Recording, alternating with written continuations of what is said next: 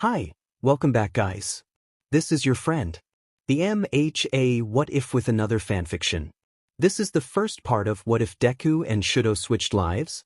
All credits for this video go to their respective authors, so please support the real author. Check out the link in the description for more details. Please give this video a like and subscribe to the channel if you want more videos like this. Now let's get into the fanfic. The hospital window was thrown wide open, letting in the chill air. The bleak-looking, heavy curtains waved gently in the breeze.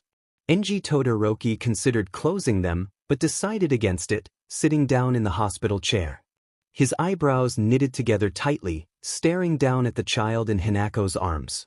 Hanako Todoroki looked down fondly at her baby, her unfocused eyes calm and wonder-filled. She cradled him against her chest, fingers gently stroking the little sprout of black hair that tufted the baby's fragile skull. The baby wriggled, pink-faced. "Congratulations, your baby boy is very healthy," the nurse asked, looking at the boy's clipboard. "Have you thought of a name?" "Izuku," Hanako answered quickly. Enji frowned, exasperated. "I thought we agreed on Shouto for a boy?" Hanako stared at Enji. Her eyes were bright, stunning for the first time in years. "His name is Izuku," she said, forcefully. "Hanako," Enji started, and cut himself off, glaring. Hanako stared back at him, eyes sharp.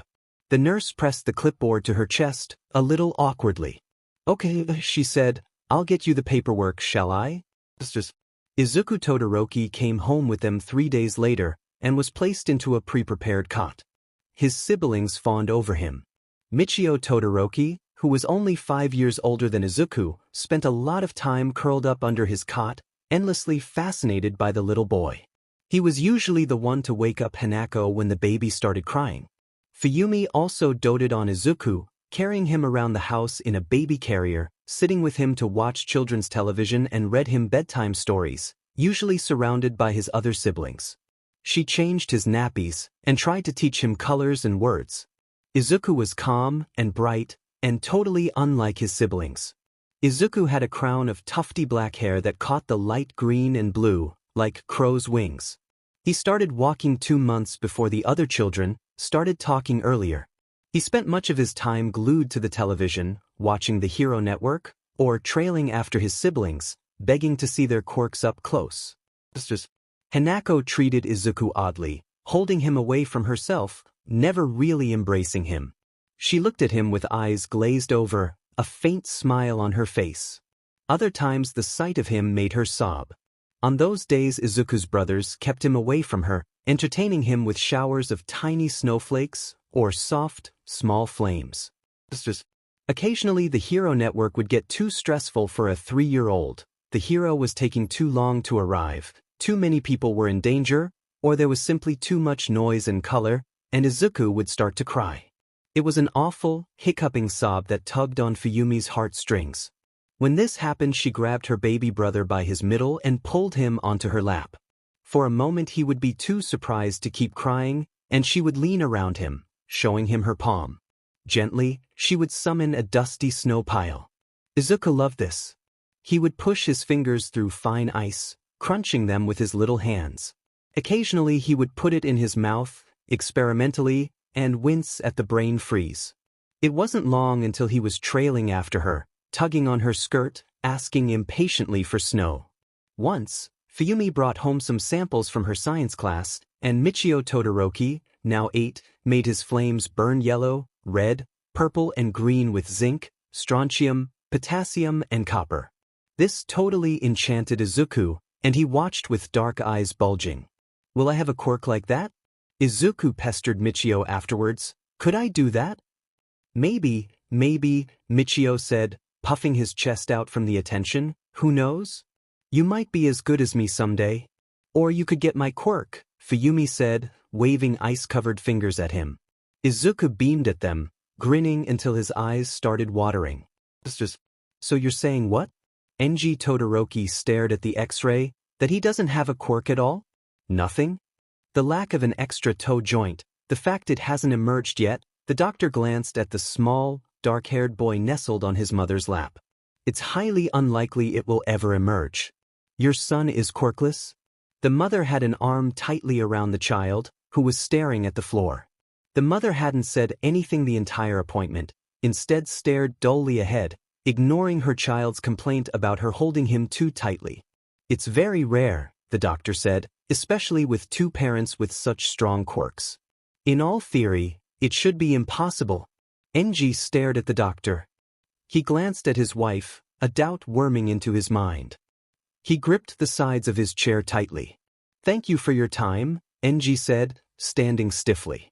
The doctor nodded non-committally. NG ushered his wife and son into his car and drove home. Izuku couldn't look at him. His father's expression was twisted and angry, a cold fury burning just under the surface. His eyes were dark. When they were home, NG took his wife by her elbow and dragged her into the kitchen. She slipped on the white tiles and fell against the oven, thumping her head. The small smile that she had worn in the doctor's office was wavering and tears gleamed in her eyes. Hey, are you okay? Izuku tugged at his mother's arm. Can you get up? Izuku. Hanako pulled her song onto her lap, gripping him tightly. Izuku, my baby boy, Izuku? NG stared down at them. His usually stern features had an edge to them, just under the surface. Is he mine? Yes, cold. Hanako gripped Izuku tighter. That's too tight, Ma. Izuku tugged at her arms. He glanced up at his father, frowning. Is he? NG bellowed. Hanako started to shake. She pushed Izuku's head into the crook of her neck, holding him there. He's not, she mumbled. He's not ours. NG's glare heated up. He's not ours, she repeated, running her fingers through Izuku's hair. He tried to pull out of her grip but couldn't move. He's not mine, he's not yours, he's nobody's. Nobody's boy. What the hell are you talking about? NG gritted his teeth. Your niece, the pretty one, long hair, psychic powers. Hanako stopped stroking Izuku's hair and instead gripped his head tightly, fingers digging into his scalp. I told her it was hero business, confidential. 10-minute mind wipe, for the whole hospital floor. What are you saying? NG crouched, eyes wide. Whose is he? Hanako avoided his gaze, shoulders shaking. Tears rolled down her cheeks. Nobody's. He's nobody. He's somebody's. Hanako. NG howled, trying to pry Izuku from her. What the fuck have you done? In an instant, ice spread over Izuku's head. He shrieked, batting Hanako's arms wildly. NG caught his arm and dragged him from his mother's grasp, holding him easily by his elbow, feet dangling. You're a witch. NG snarled, a monster. Hanako gripped her knees and sobbed. Izuku returned to the Todoroki house, 3 days later, led by the hand by NG Todoroki. They exited the car quickly, but NG held his hand too tightly, standing in the driveway. The Todoroki house was classical and smart-looking, a large, flat building with real wood beams. It looked old. Izuku knew from experience that it got too cold in the winter, and the wooden floors were too slippery to run around in wearing socks. Part of him wanted to break away from NG and run back inside, but he knew Hanako's absence would be felt too keenly, and his own bandaged skull would be too noticeable. You must not tell anyone anything Hanako said to you, NG said. Voice from, I know, Izuku said. She is mistaken. Her mental health has been deteriorating for years, NG said. It is not true, but you must not speak of it outside the family. Yeah, I know, Izuku said, impatiently. NG gave him a sharp shake. Never, NG said, take this seriously, Izuku, never mention this to anyone. Understand? I understand, Izuku said. NG held his hand tightly for a long moment, and released him. The boy was running over the gravel in an instant, disappearing inside the house. Michio! Izuku exclaimed. He was 8 now, and had become too tall too fast. His shoulders were thin and his arms were long and lanky. Michio rubbed a towel over his head. What is it? It had been a long, hot afternoon and he'd showered after he came home from school. His favorite and only younger brother had spent the day in the park with Fuyumi, and ended up a little dusty and muddy but less hyperactive than he had been. Izuku stared at his brother's stomach. You look like a hero. Michio laughed and ruffled Izuku's hair. I don't, he said. I hardly work out at all. But you look so good, Izuku said. You flatterer, Michio said. That'll get you far in life, little guy. Just lay it on real thick. With those genuine-looking eyes of yours, you'll get anyone to roll over. Any girl'll be yours, just like... He snapped his fingers. That? Don't be so gross, Arata Todoroki grumbled, making a rare appearance in the living room. His hair was the whitest of Izuku's elder siblings, and he'd slicked it back. Unfortunately, that made him look, at a distance, like an old man. He glanced up from his phone, wrinkling his nose. He's too young for that kind of stuff. Also, don't walk around the house naked. It's inappropriate. I'm not naked. Michio gestured wildly to the towel around his waist. Arata rolled his eyes. It's not too hard to look fit, Fuyumi said, addressing a confused Izuku. Michio's routine is a bit lacking if I'm honest. That's a bit rich coming from you. Michio said, you never exercise. She's fine. Boys like him that way, Arata shrugged. A bit of meat on their bones. Now who's being inappropriate? Michio yelped, but Arata just blinked at him lazily, tapping at his phone. I could look like a hero? Izuku mumbled, gripping his chin. Yeah, Fuyumi said, you're actually in luck. This house has a huge gym. It's not used by anyone but Dad, since, you know? Izuku nodded brightly. Fuyumi took Izuku's hand, lead him down the hall, and unlatched the gym. Izuku had gotten some light preliminary training there before it became evident no quirk was coming, but that had been years ago. The gym was huge. A long line of dusty mats covered the floor, bordered by several different pieces of equipment. A cross-trainer, a rowing machine, a set of weights, a treadmill. All of them were only a few years old. Izuku stopped by a box of gym clothes and started to pull on as many sweatbands as he could fit on his little arms. To be honest, Dad doesn't use it much anymore either, Fuyumi said. Inji Todoroki had not made an appearance in a week. It wasn't rare for them not to see him for months at a time. Fuyumi had become the de facto parent, cooking meals and driving her siblings to and from school, attending parents' evenings. Luckily, Enji had left them his account details, so she didn't have to support them on her measly salary as a teaching assistant. If she was feeling negative, she might compare her and her siblings to a failed experiment. Izuku padded over to a treadmill. You need to be careful with this stuff, Fuyumi said. If you do too much work too soon you can seriously injure yourself. Izuku nodded. Actually, Fuyumi narrowed her eyes, thinking. Wait here. Don't do anything. Izuku sat down on the treadmill and waited patiently as Fuyumi left and came back with a thin book and a DVD box. I got this for Christmas from a friend. Fuyumi quirked an eyebrow and crouched next to him. Well, friend is a little strong. Izuku peered at the cover. Emblazoned on the front in bold font was the words 02 Hero. Get a hero body in 3 weeks. Behind the title was a collection of photos of various people running, vaulting, and cycling. 3 weeks. Izuku gasped. Yeah, Fuyumi said. If you're determined, then getting fit doesn't actually take that long. The longest boot camp I've seen is only 12 weeks, and that's for those going straight into the army. Losing weight is a lot harder. Izuku stared in awe at the DVD. He flicked through the accompanying book. Just by doing these exercises? He asked. He gave each diagram an in-depth examination. Fuyumi shrugged. I guess so, she said. Izuku beamed at her. Fuyumi sat in on Izuku's gym sessions, marking her students' classwork and writing lesson plans while keeping a close eye on her little brother. She knew Izuku had the Todoroki failings of overworking himself to the point of damage. She had expected Izuku to work hard at exercise for the first few weeks before dropping it, but he had taken to it like a fish to water. He grew faster, stronger, and more nimble with every day, and seemed to relish in pushing himself hard. Although he exercised alone, he grew competitive, writing his highest scores on a disused whiteboard that hung above the equipment. Izuku tore through every exercise course Fuyumi brought home, from rowing training to running, even a few books about meditative exercise. He began writing his own courses, making up little games and challenges for improvement. Izuku had a tendency to hyper-focus on a specific activity, but Fuyumi was glad it was a positive one. Fuyumi had worried that his excessive exercise was ruining his muscles, so she had gifted him a book on yoga that he added to his growing routine. It wasn't unusual to see him doing some light yoga when she came to pick him up from school. He joined nearly every one of the school's sports teams, as his capacity for exercise increased. There was talk of some kind of scholarship, although Fuyumi knew Izuku wasn't destined for a sports academy. A few years ago, she had been constantly trying to gently dissuade him of joining a hero university, but she now knew it was hopeless, trying to convince him.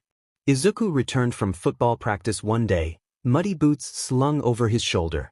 He was nearly bouncing in the car seat, talking about the game and the tactical pros and cons of various positions being filled by various students. He recounted in great detail the conversations he'd had with the coach about becoming a goalie. By the time they had returned home, Fuyumi noticed a dip in Izuku's mood. "What's wrong?" she asked as he helped her sort through the washing, separating light and dark. Izuku sat back on his heels, looking at the dirty sock clasped in his hands. He said and sighed. "I think there's more to exercise than just sports. I want something more competitive, if that makes sense. Something new." Fuyumi knew this was coming. By now, she was resigned to the reality Izuku's dreams. It didn't matter if he succeeded as a hero or not, he was destined to try as hard as he possibly could against impossible odds. Fuyumi excused herself, padding to the kitchen. She pulled out a brown envelope from the spice cupboard and went back to the laundry room. "What's that?" Izuku asked, dropping the socks. "I was going to wait until your birthday," she said, "but I think you'd probably like to start sooner rather than later." She passed him the envelope. Izuku opened it, and his eyes went wide. A flush bloomed across his cheeks. "This is," Izuku said, and cut himself off with a gasp. "Yeah," Fuyumi said. "A dojo membership." Izuku got on well with martial arts, attacking at it with even more vigor than he had exercise, if that was possible. For the first few months he kept up with his sports teams, but gradually he replaced the time slots with various martial arts classes. He did boxing for 2 years, along with taekwondo, taking the maximum number of lessons in both. The bruises and scrapes Izuku collected needed careful explaining to the school's teachers, but it wasn't hard for them to accept the lessons when they saw how much Izuku glowed when he talked about them. His passion for martial arts nearly eclipsed his one for heroes, although the two interests seemed to intersect. He started plastering the Todoroki house with posters and promotional images of martial arts-based heroes. Although there were no heroes that were quirkless, there were a fair amount that got by mostly on physical strength, using their quirks more as tools than weapons. Izuku would talk at length about them, and although Fuyumi tried to follow his explanations, she often got lost. As Izuku attended more and more lessons, the amount of money Fuyumi started spending on them increased too. She started buying less expensive foods, less clothes, stopped indulging Michio in so many movie tickets, and eventually started teaching extra classes and tutoring at her school. It was worth it to see Izuku's big, scruffy smile in the aftermath of every match he won. His intense, burning belief in himself was infectious, and Fuyumi was glad just to be able to bask in its glow. Michio poked the stew experimentally. "This is," he squinted, "breakfast?" Fuyumi straightened. She finished folding a clean shirt and took the wooden spoon off him. "Don't poke it," she said hotly, "it's Izuku's." "Why are you feeding him mulch?" Michio frowned. "Also, why are you feeding him anything?" "Cooking's my job." "Well, you aren't very good at it," she said, glaring. Michio wrinkled his nose. "That's mean, Fuyumi." Fuyumi returned to sorting clean washing. "I know it doesn't look very appetizing," she said quietly. Michio nodded. "Cooking's hard," he said, and pulled out a frying pan. "Why don't I make us some eggs?" Fuyumi nodded, frown easing. "Why were you making it anyway?" he asked, dropping a jot of butter into the pan. "It looks like some sort of health mush." "It is," Fuyumi said. "Izuku has a judo match later." "Another one?" Michio's eyebrows shot up. "Didn't he have a taekwondo one just last week?" "He did." Fuyumi started pairing socks. "But I couldn't make it to that one, it was parents' evening. It's looking like I can't make it to this one either. One of my colleagues is ill and I have to sub for him." I might make it but I'll still be really late. I wanted to do something to show that I still cared about him. Izuku knows you care, Fuyumi, Michio said gently. I know, but, Fuyumi sighed, Dad never made it to my spelling bees or my award shows. I don't want that to start happening to him. Michio cracked an egg into the frying pan. I'll go, he said, watching the white of the egg bubble. You've got lessons. Fuyumi narrowed her eyes. It's one statistics lesson. He shrugged. I can catch up later. Fuyumi frowned, but was silent for a long moment. Thanks, she said finally. Michio grinned at her. The glass kitchen door opened, and Izuku stepped inside, eyes bleary. He was barefoot, pajama shirt tucked into his bottoms.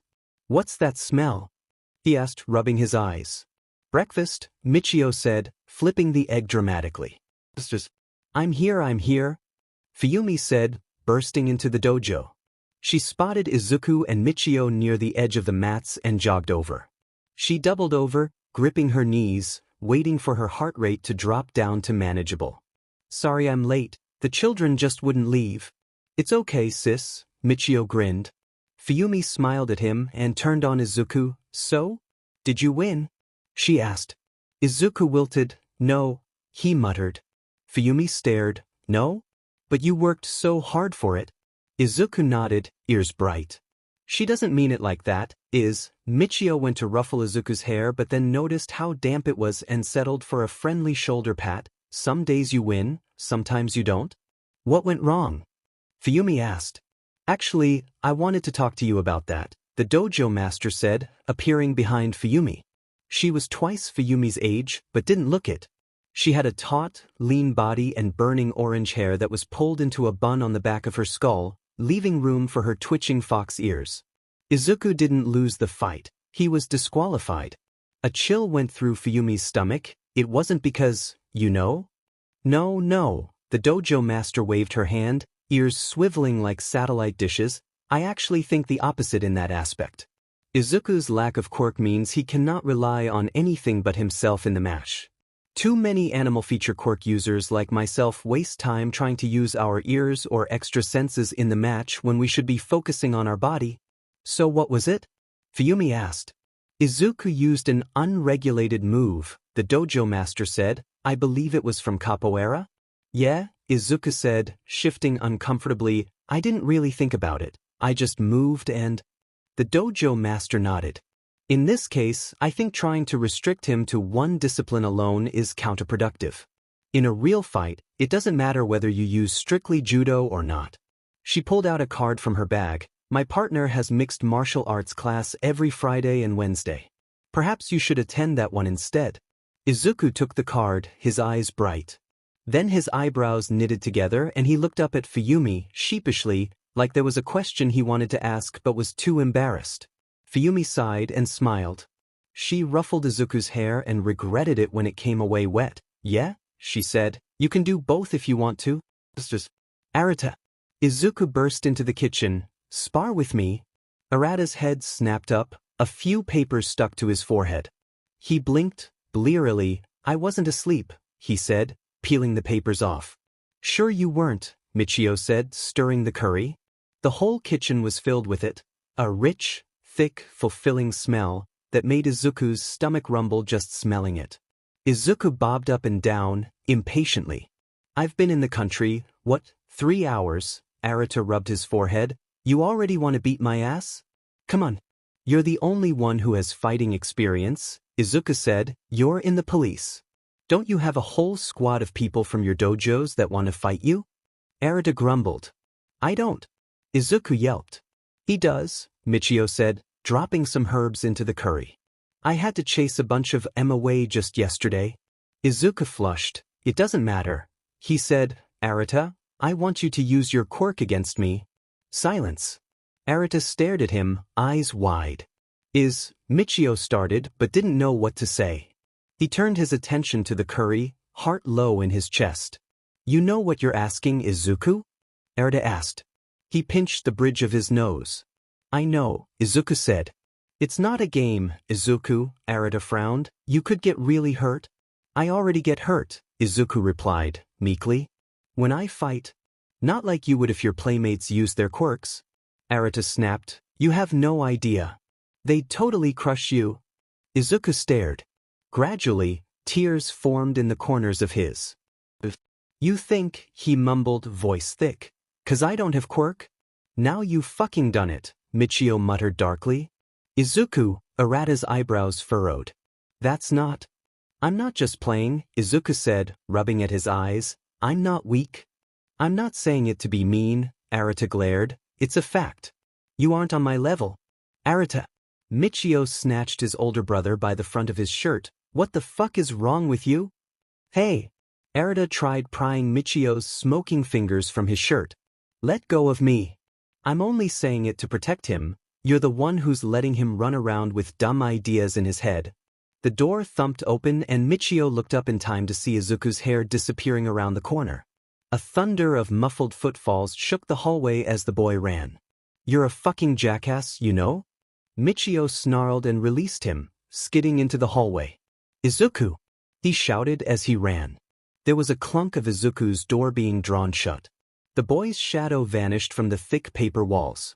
Michio heard shaking breathing from the other side of the door, and the fumble of a bolt being drawn. Izzy, Michio said, pressing a hand to the paper wall. The sounds stopped on the other side of the door. Michio could see Izuku in his mind's eye, legs drawn up to his chest, damp eyes pushed into the gulf between his knees. The boy in Michio's mind's eye looked wretched. Nobody thinks that about you, Michio said, peeling his socks off. What's going to happen if that girl from judo uses her water manipulation quirk against you? You don't look like a pawn to me. You could take anybody, quirk schmirk. Michio cupped a hand around his ear, straining to hear anything. Nothing. He folded his legs. Arata's an asshole. Michio shuffled closer to the door, leaning his head against the door. He doesn't mean to be, he loves you, he's just a born, bred asshole. Can't help but be asshole-ish. Soft laughter barely reached his ear from the other side. I don't think you're weak, Michio muttered. Actually, you kind of inspired me. You know, I have a bargain to offer. You do. Izuku whispered from behind the door. His voice was croaking and sharp. Yeah, Michio said, it's embarrassing actually. I saw you at that judo competition and wanted to be like that, able to defend myself, totally ripped like you are. So I took up some judo. Izuku breathed in sharply. You did? Michio nodded, but then realized Izuku couldn't see him. I did, he said, and in return from a few lessons, I'll spar with you. Using my quirk. The door opened with a thunk. Izuku knelt in the doorway, face pink and soggy, eyes raw. A brilliant, blinding look of wonder filled his eyes, bright to the point of painful to look at. He grinned. You mean it? Izuku asked. Michio pulled him into a hug. Of course, kiddo. The first time Michio and Izuku spar is 3 weeks later. Izuku managed to restrain himself in order to teach Michio some more moves, but Michio could see it was nearly painful for him. For full 3 hours before the fight, Izuku had been nearly buzzing with excitement and anticipation. They stood opposite each other on the mat. Ready? Izuku asked, dropping into a ready stance. The tight skin of his arms and legs had been splotched with freckles from training in the sun. The boy's body was taut and wiry, beaten hard like a wolf. Michio suddenly felt weak and soft. Ready, he said. Izuku dived for him. Michio barely fended off the 2 sharp jabs that came for his jaw, but missed the crushing hit that connected with his stomach, knocking him clean off his feet. Nearly faster than he could see, Izuku caught his wrist and twisted him so he landed belly down, the thin boy holding both wrists together, directed away from himself. Michio coughed into the mat. Izuku blinked quickly, as if he was suddenly realizing what he was doing. You didn't use your quirk? He huffed. I didn't get a chance to, Michio mumbled, dejected. He wrinkled his nose at the sweaty smell of the mat. Could you get off me? Izuku jumped up, sheepish. The first time Michio managed to catch Izuku with his quirk was 5 weeks after that, with a kick. Fire spread up from his ankle to his knee, and he drove his shin into Izuku's chest. Izuku's first instinct was to snatch the shin and redirect it, but his mind reacted wildly against that, swinging his arms up and pinwheeling. Izuku landed with a slap on the mat, chest smoking. He hissed, "Oh God, Izuku!" Michio's flames vanished and he dived for his little brother. "Are you okay? Damn, I didn't think I'd actually catch you. Do you need something? Are you alright?" Izuku caught his brother's shirt, eyes wild. "Could we do that again?" he asked. "I think I know what to do now." He rubbed his chin. It's a mixture of having to move the shin without having to touch it. The first instinct is to redirect it, but that comes with high risk, low reward. Even though it ultimately gives you control over an inexperienced fighter, the main goal is to avoid self-injury, so dodging is an obvious solution. But what if the flame user doesn't allow you to dodge, or you never get in range enough to attack back?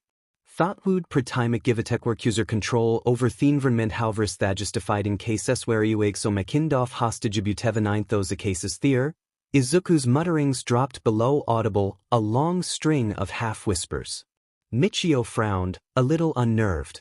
The burn on Izuku's chest was little more than a sunburn, and seemed to have lit a fire in the boy not unlike Michio's own. Izuku woke up with a jolt, cracking his head on the metal bar in front of him. The train was cold and oddly silent. Yellow light burned into his eyes. Outside, the city was dark in the evening, a deep purple blue, studded with yellow, square windows. Izuku stumbled to his feet, body heavy. "What's happened?" an old woman asked to Izuku's right, pulling her little dog closer on her lap. "Wife, we stopped?" "Something's happened," a 9-year-old boy said, dark eyes wide. A dull screech of metal came from the carriage ahead of them, like the train was peeling itself apart. The floor shuddered. The 9-year-old gripped his knees tightly. Izuku took a step towards the front of the carriage. He was fully awake now, eyes sharp. "Don't," the old woman said, standing up, "that's where it's coming from. You'll get hurt." Izuku ignored her, keeping to the edges of the carriage where he couldn't be seen through the plastic window between carriages. He saw something black and smooth flicker behind the windows. A long line of white teeth buried in scaled black skin. "Stop right now, kiddo," the old woman shouted, "or you'll regret it." "I'm not fucking around." Izuku clasped the door handle. Metal chilled his hand. He glanced back at the old woman. "What?" He blinked. The old woman snatched the 9-year-old, holding him by the hair. "Step away from that door or the boy gets it," she spat. Izuku let go of the handle, eyes wide. "What are you doing?" he asked, incredulous. "You know what I'm doing, brat." The old woman's wrinkled face twisted to a grimace. "Why'd you have to be a hero? Couldn't you've just stayed asleep?" "Let him go," Izuku said. "I don't think so." The old woman brought a switchblade out of her heavy jacket. She pressed it to the little boy's neck. He whimpered. "Sit your ass down." Izuku met the boy's big, wet eyes. Reluctantly, he retraced his steps and sat down of the edge of his seat. "That's good," the old woman said, holding up her switchblade. She let go of the boy's hair, and he scrambled back to his seat. Izuku leaped at her. His legs wrapped around her middle and they crashed into the train floor, sending the blades scattering away. The boy screamed. Izuku wrapped his hand around both of her wrists, pinning her, and held the other hand up, curling it into a fist. "What the fuck? Get off me, you scumbag." The old woman tried to pry her hands from him, but couldn't move them. "You're a fucking hero? Kid, what's your quirk?" Izuku asked, addressing the little boy. The 9-year-old squirmed, overwhelmed. "I can make gusts of wind," the boy said after a long pause. "Good," Izuku said. "Don't act like I'm not here, you fucking child." The old woman's bone-thin wrists pressed into Izuku's fingers as she struggled. Izuku ignored her. Izuku pulled the karate medal he'd won earlier the evening and undid the knot. It was hard to do with just one hand and his teeth, but eventually the heavy medallion dropped onto the carriage floor and he was left with the ribbon. He tied the old woman's hands together and tucked the medallion into his back pocket. Izuku stood up, stepping away from the old woman, who was writhing against her bindings. The 9-year-old couldn't take his eyes off her, tears starting to form in his eyes. "Hey," Izuku tugged on the boy's shoulder. "I'm Izuku. What's your name?" The boy started and swallowed thickly. His voice was near inaudible. "Hideo? You've been very brave, Hideo." Izuku kept a hand on Hideo's shoulders, keeping him from looking back at the old woman. I need you to do one more thing for me. It's only little. Hideo fiddled with his hands for a moment, avoiding Izuku's eyes. Okay, Hideo said finally. Izuku smiled. In a moment, I'm going to open the front carriage's door. I'm going to need you to give me a big gust of wind. The biggest you can. Could you do that for me, Hideo? Hideo looked up at him. He nodded, slowly. Thank you, Izuku said, and opened the carriage door. For a moment, he saw hell. A huge beast, indescribable, with thick black skin that sagged around a gaping jaw. Its eyes were bulging and blind, staring in opposite directions. A long tail branched like vines across the floor, threading through the cracks. Long bloodied teeth bared down on a passenger's throat, as sharp as smashed glass.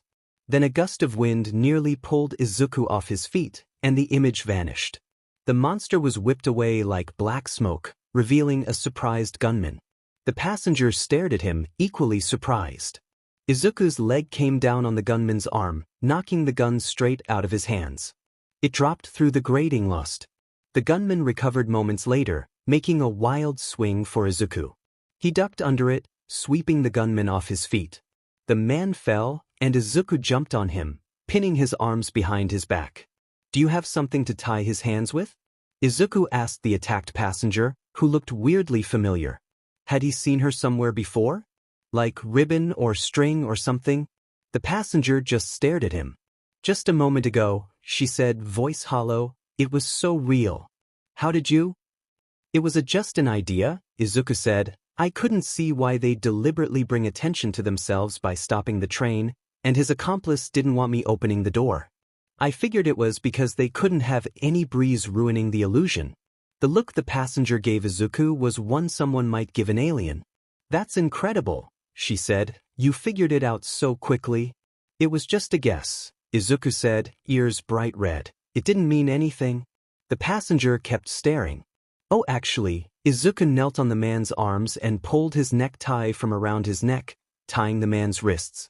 The tie fabric was hard to bend into a knot, and far too slippery for Izuku's liking, but it would have to do. Do you know why these people are after you? Izuku asked. The passenger brushed a lock of black hair behind her ear. Izuku noticed her cheeks were perfectly made up. It looked professionally done. Her neat eyebrows pulled together, confused. I'm Emiko Hamada, she said. I'm the head of hero relations. Izuku's eyebrows shot up, finally twigging it. I've seen you on television. Hamada inclined her head in a nod. I think just about everyone's seen me, she said. There was a thunk as the train door hit the wall. Not after today, the old woman stood in the doorway. She had cut the ribbons around her wrist with the switchblade, evident from the sloppy cuts left on her wrists. Nobody's ever fucking seen you again. Izuku leant towards Hamada. What's your quirk? He whispered quickly. It's electricity-based, Hamada whispered back, but they must have set off an EMP earlier. There's no electricity in a 3-mile radius that I can feel. This is it, pretty lady. The old woman dropped the bloodied switchblade. Nobody knows you're here. I sent some decoys to rob a shop a few blocks away to make a scene. That's why he used an illusion, Izuku mumbled. That way, even if there were witnesses, they wouldn't know who had done it. You're on the money, kid. The old woman's hands curled into fists. Too bad there still won't be any witness. As she spoke, the old woman's shoulders bulged and grew. Her inoffensive cardigan popped buttons and her skin grew taut and bone-white. A deep purple smoke billowed from her bulging muscles, smelling thickly of rot. Sharp teeth poked through her wrinkled lips, and her eyes were reduced to black beads. Izuku pulled bandages from his back pocket and started binding his knuckles. You've gotta go, he said, looking Hamada in the eye. You're the one she's after? Are you nuts? Hamada said, I used to be a pro hero. I can't leave some kid to save myself. You should be the one leaving. So you don't recognize me either, huh? Izuku shifted into a fighting stance. I'm Izuku Todoroki, 2-year national lightweight boxing champion, and I just got my orange belt in karate. Only orange? Hamada asked, as what used to be an old woman howled into the train ceiling. I only just started. Izuku grumbled, flushing. All right, Hamada shrugged off her jacket. Let's beat this bitch together. Izuku yelped. Sorry, Hamada said, pushing knuckle dusters onto her fingers. Forgot you were a kid. Let's beat this mean lady together, huh? Aforementioned mean lady swung her huge head towards them, acidified saliva burning into her stretched blouse. Her thin, sharp crocodile teeth slid over each other as she bared her jaws. Yeah, Izuku said, gritting his teeth, let's. 3 hours later, on the other side of town, Fuyumi jerked her head up as she heard a car rumbled into the driveway. It was approaching midnight, and Izuku was hours late. Sleeping at the kitchen table had put a decided crick in Fuyumi's neck. She jumped up, grabbing her jacket from the back of the chair and stumbled into the garden, straining to see in the dark. A limo parked neatly in their driveway. The first thought was that it was her father, a thought that sunk her heart low in her chest. Then Izuku jumped out of the back. Fuyumi! I got the belt. That's great, Izuku, she said, eyeing the limo. Did you get a movie deal too? What? Izuku asked and looked back at the limo. Oh, this is Hamada's. Hamada? Fuyumi frowned. Emiko Hamada stepped out of the limo, running a hand through her perfect hair. Oh my god, Fuyumi nearly fainted. Hamada? You meant? Yeah, Emiko Hamada, Izuku said. Belt is the first thing you tell her about? Hamada frowned. Izuku shrugged. You're prettier in real life, Fuyumi said, running a hand across her forehead. Izuku has an incredible quirk, Hamada said. Analysis like the kind he has is hard to find. Izuku frowned. I don't have an analysis quirk. Hamada blinked, taken aback. Strength then, she said. It's unusual to see such a smart boy with a strength quirk. Izuku doesn't have any quirk, Fuyumi said, zipping up her jacket. He's quirkless? Hamada frowned. She scratched the back of her neck. You're sure? No toe joint, Izuku shrugged. Hamada nodded, slowly. Izuku's been doing martial arts for a few years now. He's really good, Fuyumi said, and he's pretty smart too. All of his teachers think he's great. Izuku flushed. Hamada scratched her chin. It does save me trying to clear up his unregulated quirk use, she said. But honestly, it's hard to remember that some people don't have quirks at all. Izuku nodded. It's pretty rare. To be able to do all of those things despite not having a quirk, it's very impressive, she said, appraisingly. It takes a strong spirit, an iron will. Izuku ducked his head, embarrassed. I want to be a hero, he mumbled. You're sure? Hamada asked. Yes, Izuku said, voice a little stronger. Despite everything. Hamada smiled. She caught Izuku's eye, brows furrowing. You can be a hero, she said, eyes hard. Izuku stared at her. Tears started forming in the corners of his eyes. You're sure? Fuyumi said, and flushed. Not that I don't think he's capable. It's just you shouldn't get his hopes up if... I'm serious, Hamada said. Her pretty face was stony, eyes sharp. I'm an expert on heroes. It's not the quirk that makes them who they are. You can have a child born with the most powerful quirk in existence, but unless they're willing to put the effort in, they won't get anywhere. Shouto Midoriya had an easy life. He woke up early to cook his mother breakfast most days, although the past week he had slept in, as the end of term approached and he started feeling too tired to wake up early. Some days he woke up too late and had to run to school, toasting bread between his palms as he ran. His only irritation was Bakugo. The boy acted like he had a whole ant colony in his pants, twitching and jerking and snarling wildly whenever Shouto was in eyesight. Whether he did that all the time or not, Shouto didn't know.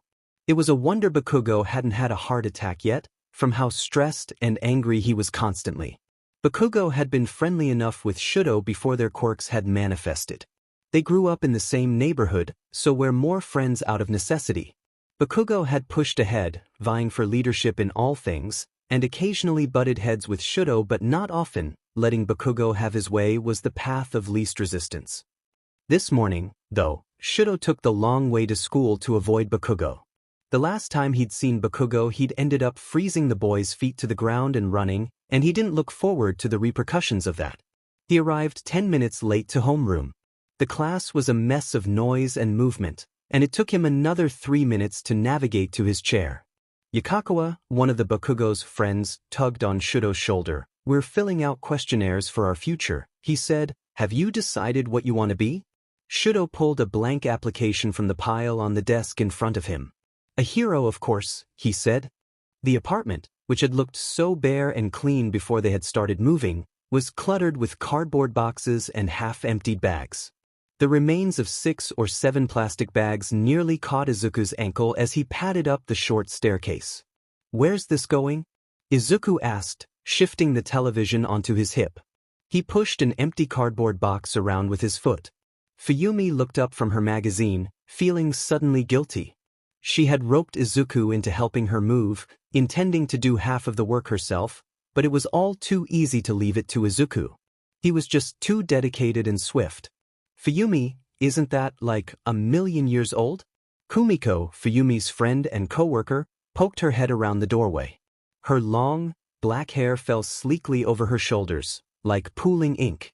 "It still works," Fuyumi mumbled. "Should I just put it down anywhere?" Izuku asked, pulling the television in front of him. In the corner, Fuyumi decided, it's just going to get in the way otherwise. Izuku bobbed his head, setting it down in the corner. He jogged outside to collect more boxes from the van. Kumiko turned, her hair cascading down her back. "Your kid brother's really strong," she said, nodding towards the television. "I couldn't even push that old hunk of junk."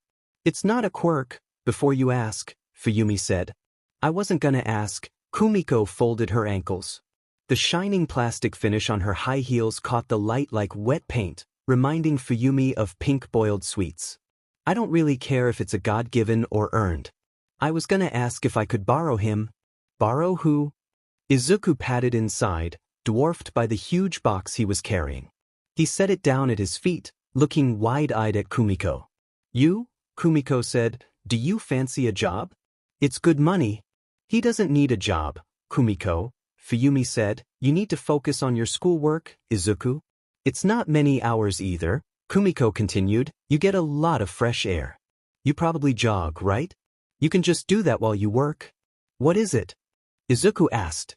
"Just a delivery job," Kumiko said. "My husband owns a flower shop. I need you to deliver flowers to places where it's hard to park a van, and to bring heavy soil bags to the shop from the warehouse." Izuku blinked. "That's it? Were you expecting something more challenging?" Kumiko asked, raising a sculpted eyebrow. "What's the catch?" Fuyumi asked flatly. "Is suspiciousness genetic?" Kumiko asked hotly. "It's just a delivery job. Izuku's 14 now. It's just like a paper round but better smelling. If anything funny happens," Fuyumi warned. Kumiko gave her an unimpressed look. "If that's all, I can do that," Izuku said. "I'd love to help." Kumiko jumped up and gave him a sweet smile, lip gloss gleaming. "You're such a good boy, Izuku," she said, petting the top of his head. "You're so sweet.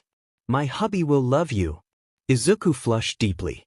"Oh, and before I forget, Fuyumi," Kumiko turned to her, "your Hamada girl rung the school earlier. She wanted to let you know she rearranged her plans and can make it on Wednesday."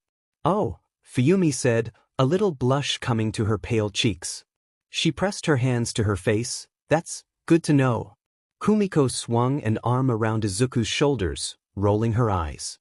"And she complains at me being lovey-dovey." Kumiko sighed dramatically. "Everyone I work with is a hypocrite." "What are you talking about?" Izuku asked. Nothing. Kumiko patted Izuku's chest. "Come on, let's go in my car. I need to introduce you before Ryo goes on break." Kumiko's husband Ryo turned out to be a mountain of a man, with a grizzled black and white beard and sharp eyes buried under thick eyebrows. He was half Russian, half Tibetan, Kumiko explained in a sweet-voiced rush, fawning over him. His chest was pushing out of his shirt, and his arms were built like train carriages. Izuku was intimidated just by how tall he was, how deep black his eyes looked.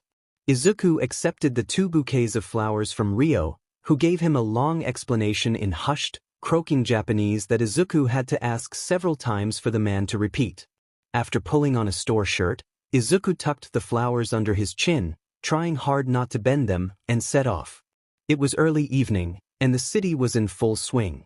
A gaggle of tipsy university students nearly knocked into Izuku, stopping to pet his hair and try to smell his flowers, but he managed to fend them off by breaking into a run. Night was creeping in. A dog tried to bite Izuku's ankles but was told sharply off in a series of barks from its owner, who switched to human language to apologize. Izuku nearly stepped in a puddle, but avoided it in time. The apartment the flowers were due for was on the top floor of a complex near the center of town. He saw the building a few blocks away, a neat silver cube of windows, built between a shopping mall and a wide, busy road. Izuku crossed the road in the crowd, finding the entrance to the building after a bit of confusion. The foyer was dark and empty, and it looked like all the power inside had gone out. He poked a head around the elevator and looked straight into a dark brick wall. Great, Izuku muttered to himself, and tucked his flowers into the kangaroo pocket in the front of his jacket, fastening them with some string. Gotta do it the hard way. Stairs raced by under him as he took them two at a time, jumping over rubbish and trash left on the walkway. He skidded around the bend and raced up another flight of stairs. As he scaled the building, he was increasingly unnerved by how quiet it was. Every footfall seemed to reverberate in the silent stairwell. Finally, he reached the third floor and jumped out into a deserted hallway. The carpet under his feet was cheap and slightly smelly. Nerves started to prickle at the back of his neck, and he checked the scrap of paper Rio had given him. 306. He walked past the doors, checking their signs carefully. 306's door was ajar. Orange light spilled into the hallway. Izuku knocked lightly on the door. There was a scuffle and a slight whimper. "Who the fuck is that?" a male voice said quietly. It sounded rough and raw. "You expecting company?" Izuku jumped out of the way just in time. 2 gunshots cracked through the wood of the door, sending a burst of splinters cascading in the dark hallway. There was a muffled thump as the bullets embedded into the carpet. God, if he was a second late. Izuku started at the patch of carpet where the bullets were trapped. "Didn't hear no fucking body fall," the voice came again. There was a thump as someone on the other side of the door stood up. The door threw open. Izuku leaped, cat-like, wrapping his legs around the chest of the attacker, sending them both tumbling into the dark. Another gunshot rang out, close enough to ring painfully in Izuku's ear. It took a moment of fumbling, but Izuku managed to get an arm around the attacker's neck, pressing his windpipe into the bone of Izuku's forearm. The attacker clawed uselessly at Izuku's arms, nails breaking the skin. In a few minutes, the clawing died to nothing, and the attacker fell limp. Izuku kept him there for a few more seconds, before releasing him. Izuku untied the string he'd used to keep the flowers together and tied the man's hands together. As the attacker began to stir, Izuku found the man's gun in the thick carpet. He looked at the apartment warily. "Is anyone else there?" he asked, did he have an accomplice? It took half a second for Izuku to feel profoundly stupid. He felt like bashing his head against the wall. A hesitant voice came from the apartment. "No, it's just me now." Izuku internally debated trusting the stranger before giving up and choosing the path of least resistance. He kicked the door open and pointed the gun at whatever was moving in the apartment. A middle-aged man was tied up on the living room floor, blood dripping steadily from an ear wound. Light spilled from a few lanterns dotted around the apartment. He looked up at Izuku, eyes glazed over. "Is there anyone else in the, rooms and stuff?" Izuku asked, trying to think back to various episodes of cop dramas he'd seen.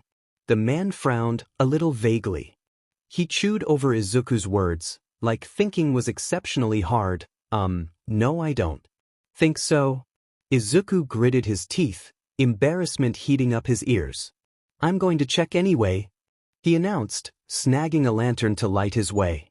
The man tried to shrug with his hands tied. "Fine by me." Izuku spent the next 2 or 3 minutes digging around in the bedroom and bathroom, looking for hidden criminals, but turned up nothing. He returned to the living room and knelt behind the man and untied him. "Who are you?" the man asked, holding his head carefully. He was looking up at Izuku with wide eyes. "Your quirk is really strong." "I'm nobody," Izuku said, quickly, "and also I'm quirkless." "Quirkless?" The man squinted. "Then how did you know? I needed you?" Izuku jumped like he'd been stung. "Of course." Izuku tugged a bouquet of flowers from his kangaroo pouch, and, after searching for a few minutes, found the other one dropped under the bathroom sink. Both sets of flowers had been thoroughly crushed by the scuffle in the hallway and were shedding everywhere in the apartment. Izuku presented the crumpled flowers to the man, who lifted a hand to knock into one of the buds gently. "Flowers?" the man asked, blearily. "They're for you." Izuku beamed. The man passed out. "Quirkless, you say?" The police officer stood in the hallway of the apartment block. The lights hadn't been turned back on yet, but the sun was coming streaming through the opposite window, hot and golden. "How does a quirkless child?" "He actually looked more like a teenager," the victim said, scratching his chin. 14 or 15, I'd say. "It's hard to tell when they're buff, you know?" "Okay," the police officer said, making no notes in his pad. "So you're saying a quirkless teenager was able to subdue an armed gunman sent from the Yakuza?" "Yes," the victim said, blinking at the officer. And the police officer pulled an evidence bag from his back pocket. Encased in clear plastic was half a dozen crushed flower petals, some bloodied, others still brightly colored. "How do you explain these?" "I think he was delivering flowers," the victim said, shrugging, seemed quite agitated about ruining the bouquet. "Right?" the police officer said, tucking the flower petals back in his back pocket. "Was this before or after the mafia thug clocked you over the head?" "Are you sure you want to send me out on another delivery?" Izuku asked, fumbling with his roses, straightening the buds. "The last one didn't go so well. I ruined the flowers and I didn't get any money from him." "Is fine," Ryo said, beckoning him closer. "Give me your phone." Izuku hesitated and produced his phone, passing it over. Ryo pulled out his own phone and typed Izuku's number into it. He repeated the process with Izuku's phone. "Now we share numbers," he said, gravely. He passed Izuku's phone back. "Thanks," Izuku said, hugging the roses to his chest. "I'll try not to get into any trouble this time." Ryo gave him a knowing look that slightly unsettled Izuku. "I swear," Izuku said, stepping out into the rain, "no trouble at all." Zilch. 3 hours and a few dozen cuts and bruises later, Izuku was eating those words. He pushed the shopping cart off his side and stood up uneasily. Rose petals were stick to the bottoms of his shoes and rainwater soaked into his socks. "Are you all right?" Izuku asked, helping up a small girl. She nodded, teary-eyed. "Who are you?" the girl asked, tilting her head. Her thick, dense curls were drooping with rain, and her dark eyes seemed to peer into Izuku's heart. "I'm nobody," he said, "not even got a quirk." The monster quirk user was crumpled in the shopping center's garage, tied together with a shipload of duct tape that Izuku and the girl had helped trap him with. "You got him," the little girl said. Her voice was a little tired, a little bright. "I suppose I did." Izuku scratched the back of his neck. His damp hair was sticking in curls to his skin. The girl stooped and peeled a nearly pancake-flat rose from the tarmac.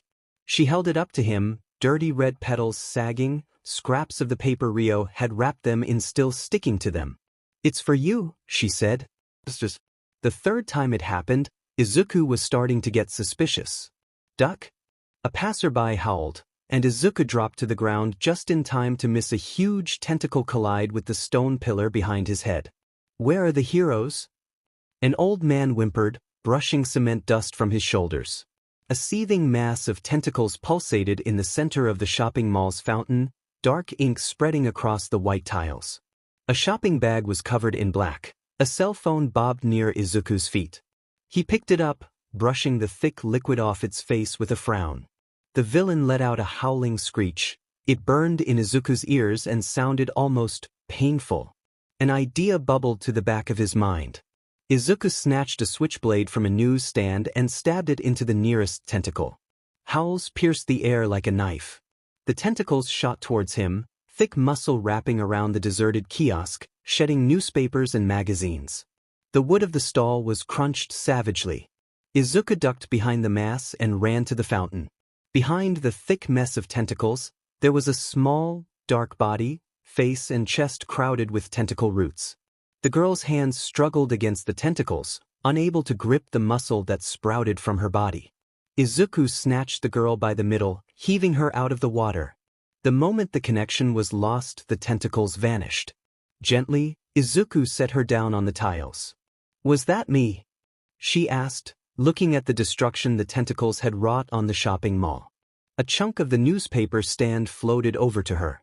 Your quirk? Izuku shrugged. I think it was just trying to protect you. Since it couldn't really see, it was just reacting on instinct, like kinda an anemone. She blinked up at him and pulled on the tatters of her dress. From the untouched fabric of the back, Izuku could tell it had been a pretty one, yellow with embossed white and red flowers, but the front was torn and soaked with ink. Here, Izuku pulled his shirt off and passed it to her. Mine's got less ink on it. The girl tugged it over her head, shifting it on her shoulders.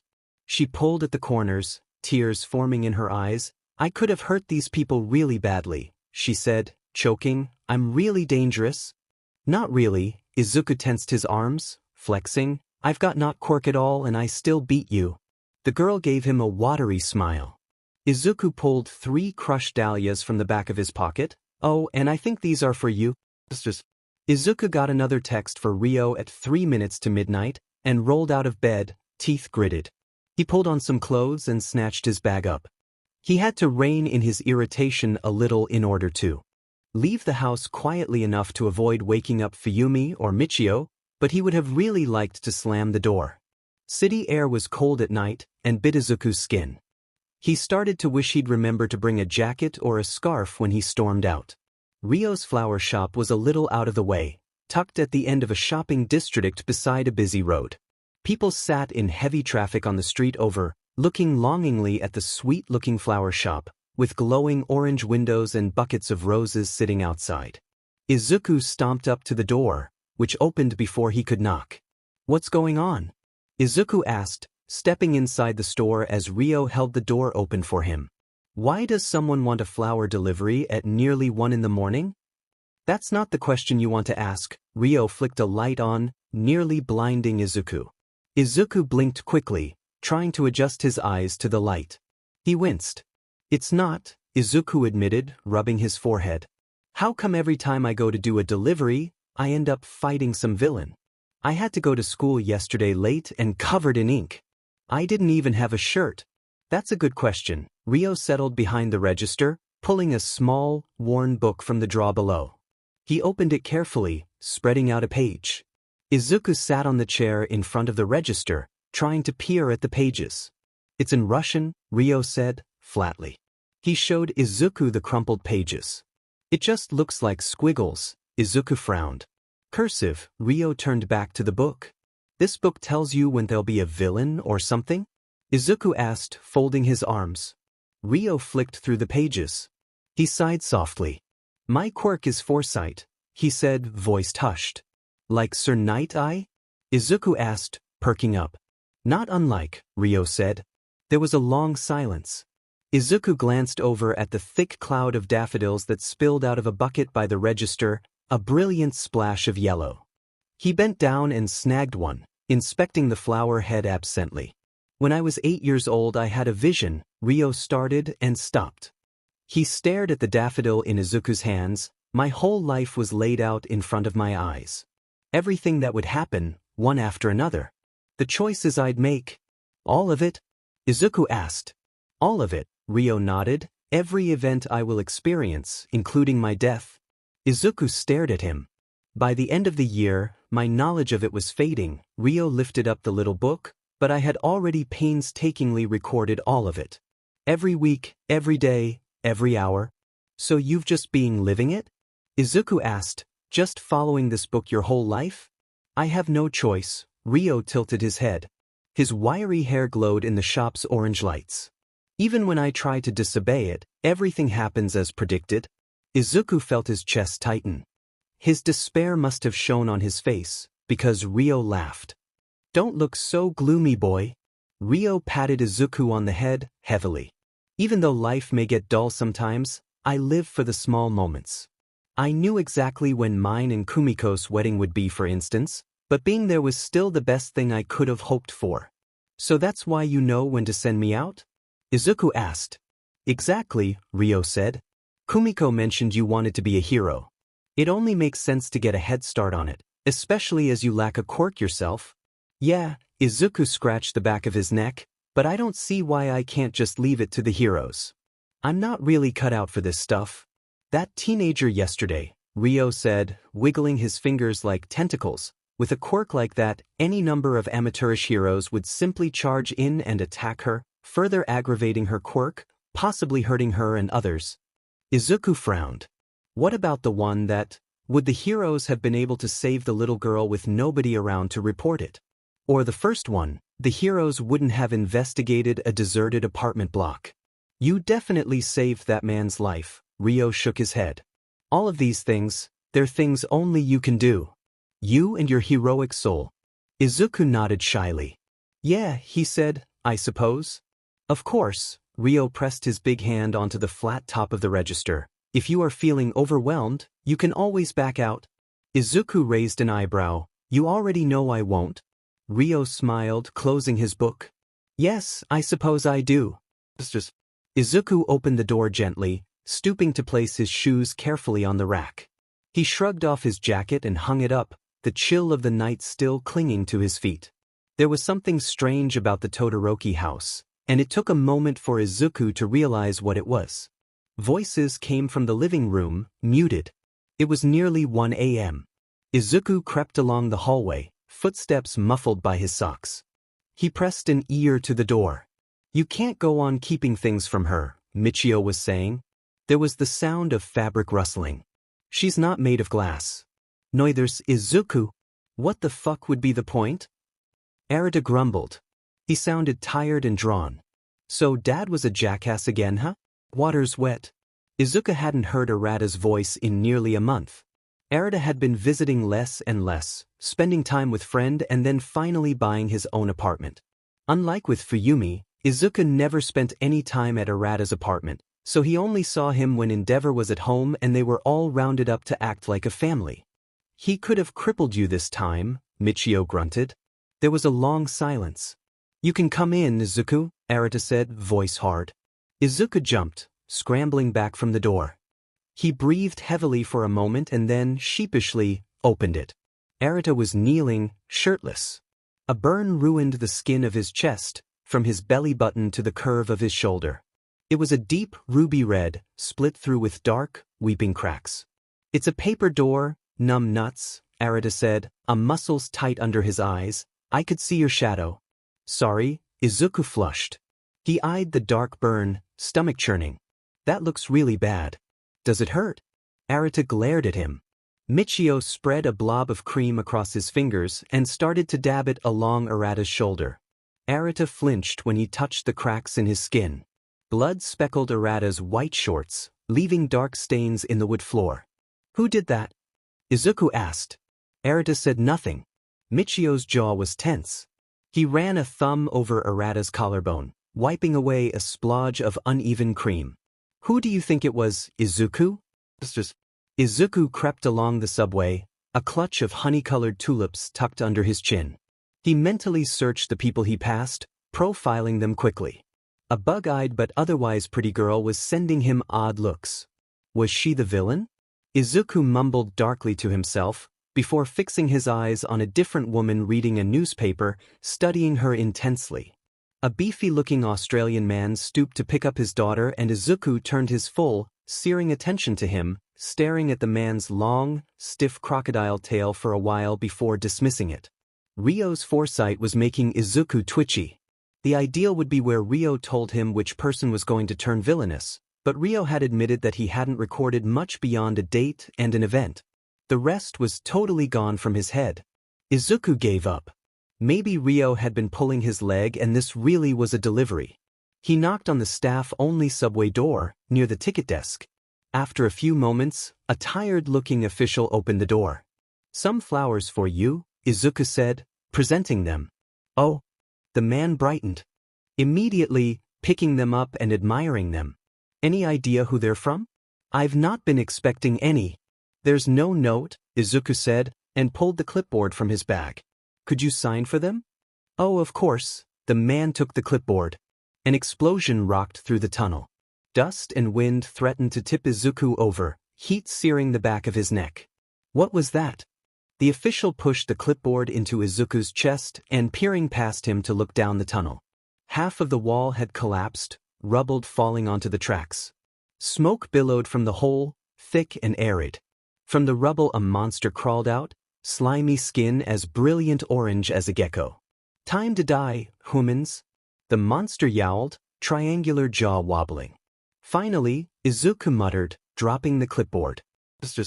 "I'm home," Izuku shouted into the Todoroki house, kicking his shoes off and padding into the kitchen. He still had one canary yellow chrysanthemum sticking out of his back pocket and tugged it out. Fuyumi would like the color. "Welcome home," Emiko Hamada said from the kitchen table. Izuku froze. "How did you get in here?" he asked. "Fuyumi gave me a key," she said. Izuku frowned. Why would she? "Don't try to change the subject, brat," Hamada said. "I'm not playing games." "You're flowers, aren't you?" Izuku blinked. "Flowers?" he asked. "You know, the vigilante who's been active these last few months, leaves flower petals at the crime scene?" Hamada said, "That's what they're dubbing him." I heard the witness descriptions and I thought to myself, how many school-aged quirkless young men do I know with a long martial arts histories who work at flower shops? Izuku winced guiltily. "It's not me."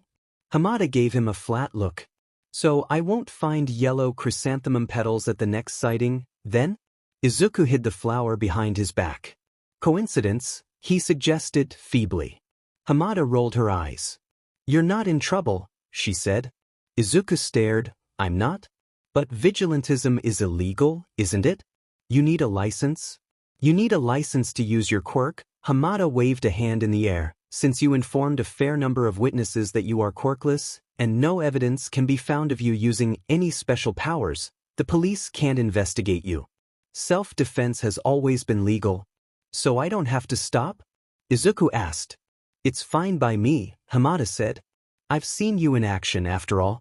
You're not in any real danger, not with your abilities." Izuku beamed, turning his 100-watt grin on her. "You really think so?" Hamada nodded, sagely. "I think you need a little guidance, though," she said. "Vigilantism could harm your later career. Luckily no video footage has been caught of you yet, none that can identify you, at least, but I think it would be good to use a mask from now on." "A mask?" Izuku gasped. "Like a hero mask?" Hamada laughed. "I guess. Izuku was pretty much always active. When he wasn't delivering flowers or training in the dojo, he was trying to cram in enough time in the early hours of the morning or on the bus in order to avoid failing school. It was hard. He often fell asleep in class or in the dojo. Some days he felt so exhausted he could hardly pry himself out of bed. He delivered Amazon lilies, cone flowers, moth orchids, peonies, cornflowers, busy lizzies. Sometimes he left during break, others in the morning, most in the evening and night. He smelled strongly of pollen, to the point where it set off a fair number of his classmates' hay fever. Izuku was fairly sure Fuyumi knew, based on how much time she spent with Hamada and Kumiko.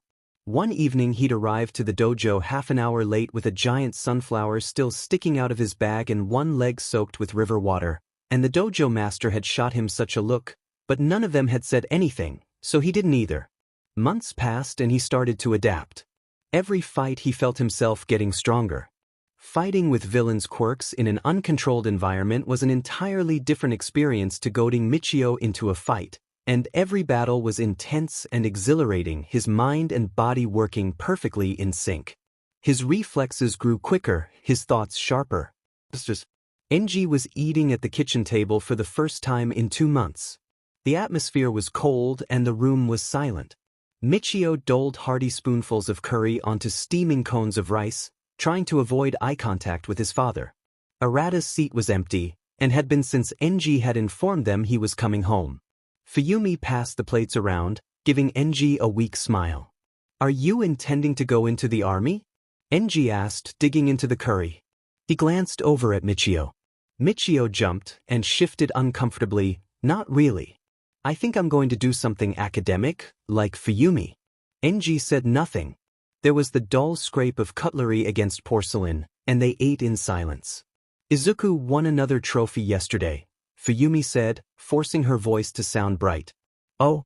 Michio glanced over at his younger brother. "What was this one for?" "Mixed martial arts," Izuku said, grinning despite himself. "I came first in the prefecture." What are you intending to do, Izuku? Enji asked. Izuku froze. The tension in his chest squeezed his lungs, and it took him a moment to form words. I want to be a hero, he said finally. I refuse, Enji said. Izuku stared. I will not allow you to sully the Todoroki name by applying in your state, he said. That would do nothing but drag down my reputation by association. You would achieve nothing. Dad, Michio started. This is the last I'll hear of it, Enji said. Izuku's head bowed. The grip on his fork turned his knuckles white, and his hair covered his damp eyes. Izuku, Fuyumi started. The schoolyard was nearly empty, and the roads were a pale gray. The only people still milling around was a gaggle of students and a few people waiting for the bus down the street. A car rumbled past. Izuku wouldn't look at her. Fuyumi wrapped her arm around his shoulders. His skin was cold and his eyes were still raw. Izuku, she said, carting a hand through his hair, I've got an idea. If Dad finds out about it, he'll flip out, and I'm not sure it will even work. Oh? Izuku asked, a mean glint in his eyes. Revenge isn't very heroic. It's not revenge, Fuyumi said, leading him down the street. The chill around her ankles sent shivers up her legs, and she stamped her foot to send some warmth her way. Izuku waited. Dad's not the most hands-on parent. I don't think he'll notice things quickly, Fuyumi said. I was thinking, what if when you're filling out the application, you put me as your guardian, and put my apartment's address as your home address? Izuku blinked up at her. What? Well, you need a parent's or guardian's approval to apply, right? Fuyumi said, what if we pretend I'm your guardian? That's not too unusual. Pro heroes don't always look after their own kids. Their days are too erratic. Won't they check? Izuku asked, but his mood was visibly brightening. Color was rising to his cheeks. Well, yes, they should do, Fuyumi said, but they might not. We might be able to sneak by it. I mean, I've effectively been your guardian for most of your life anyway. Izuku beamed at her. You think it'll work? You think he won't notice? Fuyumi shrugged. We can hope. You decided what you want to be yet? One of Izuku's friends asked, leaning over the back of her chair. They had been friends the last year, but Izuku knew that because he couldn't hang out with them outside of school, that a gap would always be between them. Izuku looked down at the application sheet. His father's words rang in his ears like bells, but he gritted his teeth. I'm going to be a hero. Kumiko rested her hand on her husband's shoulder, watching little Izuku dash across the street, holding a bundle of sword lilies above his head. Their bedroom was directly above the shop, and often acted as a surplus of stock. The entire room was nearly overtaken by flowers of every color. White orchids peppered the bedroom floor with their broad pots. 6 pink lupins that Rio had been nursing back to health dipped their heads over the bedside table. Kumiko had visited family in Kyoto recently and found that she couldn't sleep properly without the rich smell of earth and pollen. Rio wrapped a large arm around her middle and pulled her closer. It's next week, isn't it? Kumiko muttered. It is, Rio rumbled. Kumiko ran a manicured nail over her forehead to brush her hair away. Is Izuku going to be there? Kumiko asked. He's there, Rio said. Kumiko pressed her face into her husband's chest. I suppose heroes ought to get used to watching people die. Rio stroked his wife's head gently. Yes, Rio said, I suppose he will. The sun was shining. Fuyumi carried Izuku's school bag on her back on top of her work bag, despite his protests. The sky was a deep blue, cloud scarce. Izuku tucked a small green carnation into his shirt pocket. It was a gift from Kumiko. The tarmac was hot under his feet. Are you sure we should go this early? Izuku asked. It's UA, so it'll be busy, Fuyumi said. Besides, I need to get to school for 9 to supervise and I wanted to walk with you. 2 hours is a bit excessive, Izuku said, but he didn't really mind. He'd bought some quirk fact books to read while he waited, and he was excited to study them. Fuyumi hummed. I think I might not walk the rest of the way with you, actually, Izuku said. Is that okay? Huh. Fuyumi blinked at him. Of course, but why? It's not that much further. I want to go say goodbye to Rio and Kumiko, he said. Without them I wouldn't have even been able to consider applying. Well, I doubt that, Fuyumi said, extracting her arms from Izuku's bag. I'm pretty sure that you'd have applied without any sort of guidance at all. It's not just in order to meet All Might. I think it's in your nature too, to be a hero. Maybe. Izuku pulled his school bag onto his back. Good luck. Fuyumi grinned at him. Izuku gave her a quick hug and dashed off, waving wildly. He slowed to a walk a few streets away. Pigeons flocked across the top of buildings. One cat jumped and danced after the birds while another slept, sprawled in a square patch of light. Sunlight glowed across the cat's slowly shifting stomach. Ryo's flower shop exploded. Izuku threw his bag down and was running before he was thinking. He scrabbled in his back pocket for his mask but came up with nothing. He'd left it at home. 6 or 7 cars were appended at the side of the road, smoking. A child howled, trapped between a car and the cement, leg crushed. Broken glass glittered across the cement. The flower shop was utterly wrecked, the front window blown out. Smoke billowed from the windows, dense and black. Ruined flowers littered the street like cast-off clothes, bleeding pollen that coated the air densely. A monster rooted around behind the register, snapping up coins wildly. Stop! Izuku shouted. The monster lifted its head. It looked like an unfinished stone carving, hard flesh jutting out above its eyes, chin cut back too savagely, disappearing into a pillar-like neck. It lumbered towards him, eyes shining. Kid, get away from there! A man shouted, pulling his bloodied leg from the broken glass of his car door. It'll kill you! Fear rooted Izuku to the spot. The other fights, he had been ready for them. He had come into the area with a plan in mind, profiling the area carefully. He knew what he was going to do, or he adapted. It was easy to see it like a game or a simulation. He tried to force himself to think logically, but he couldn't help but see what was in front of him. Ryo's house, destroyed.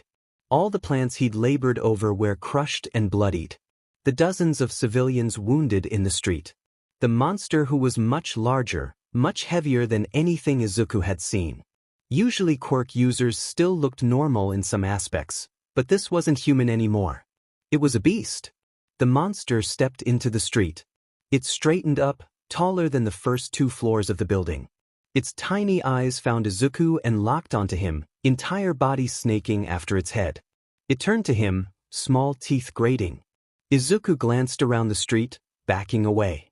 There was nothing he could use against it. It was a monster. It was going to kill him. He still couldn't move. The monster's fist came crashing towards him, faster than he could see. He still couldn't move. Something crashed into Izuku's side, knocking him clear. Stars danced in Izuku's eyes and it took a moment for him to focus his eyes. Ryo lay crushed on the tarmac. Blood pooled around his stomach. Izuku crawled towards him on his hands and knees. Izuku shook Ryo's shoulders. Ryo? He asked, tears brimming in his eyes. Blood coated Izuku's hands.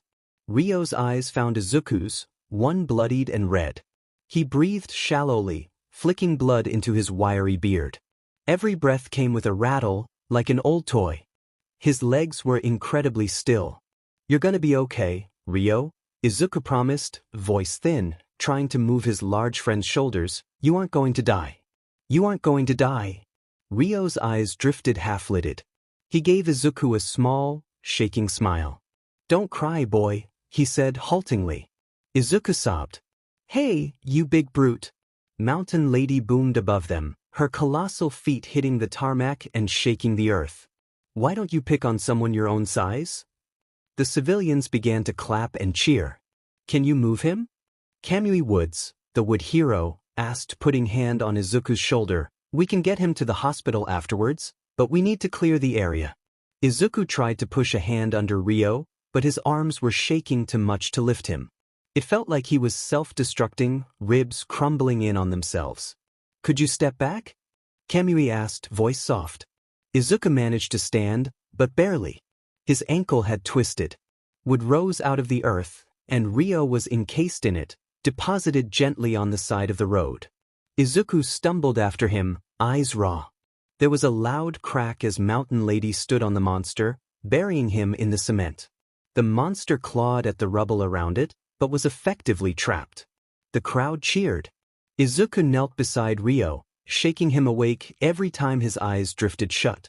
It became harder and harder to wake him up every time. Ryo. Kumiko burst out of her hastily parked car, nearly tripping over her ankles. She dropped next to her husband, cupping his bloodied neck. God, Ryo? Izuku watched as she cupped his face, tears sticking to her long lashes. She looked wrecked. Nausea rolled through his gut, mixed with fear and shock. He felt like vomiting. An ambulance arrived and eased Ryo inside. They were in such a rush that they didn't stop to ask if either of them wanted to ride with him. Is he going to be okay? Izuku asked, looking up at Kumiko. Kumiko stood in the middle of the road, staring after the ambulance. Her hair was a mess. One of her heels was broken.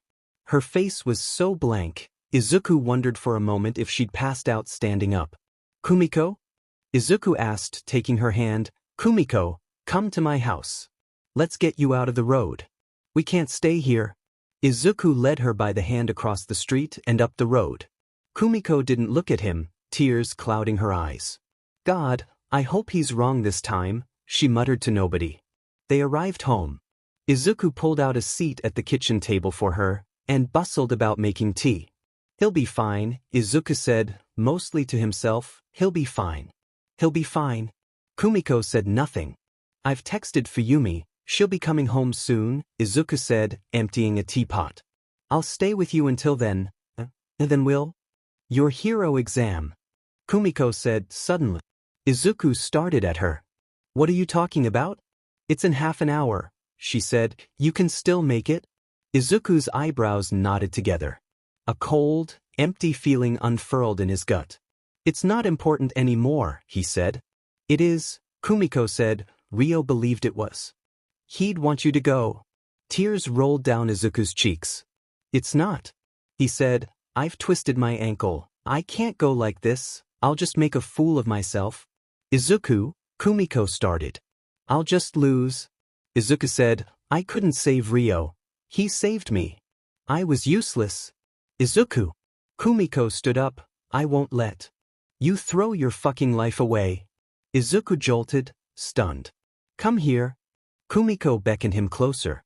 Izuku hobbled towards her, and she took his hands in hers. Her voice grew soft. I knew my husband was going to die today.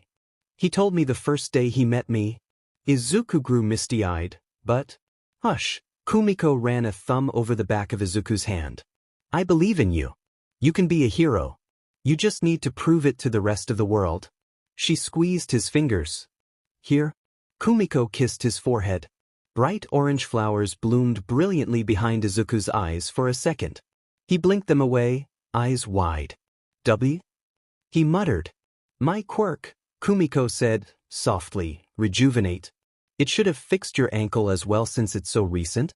Izuku wiggled his ankle. It did. It doesn't really heal much, Kumiko said. It's more like what a good night's sleep could do. Thank you, Izuku said, sincerely.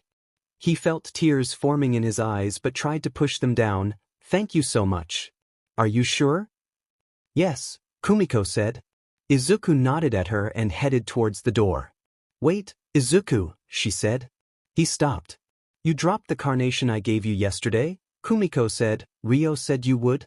Tears threatened in Izuku's eyes again.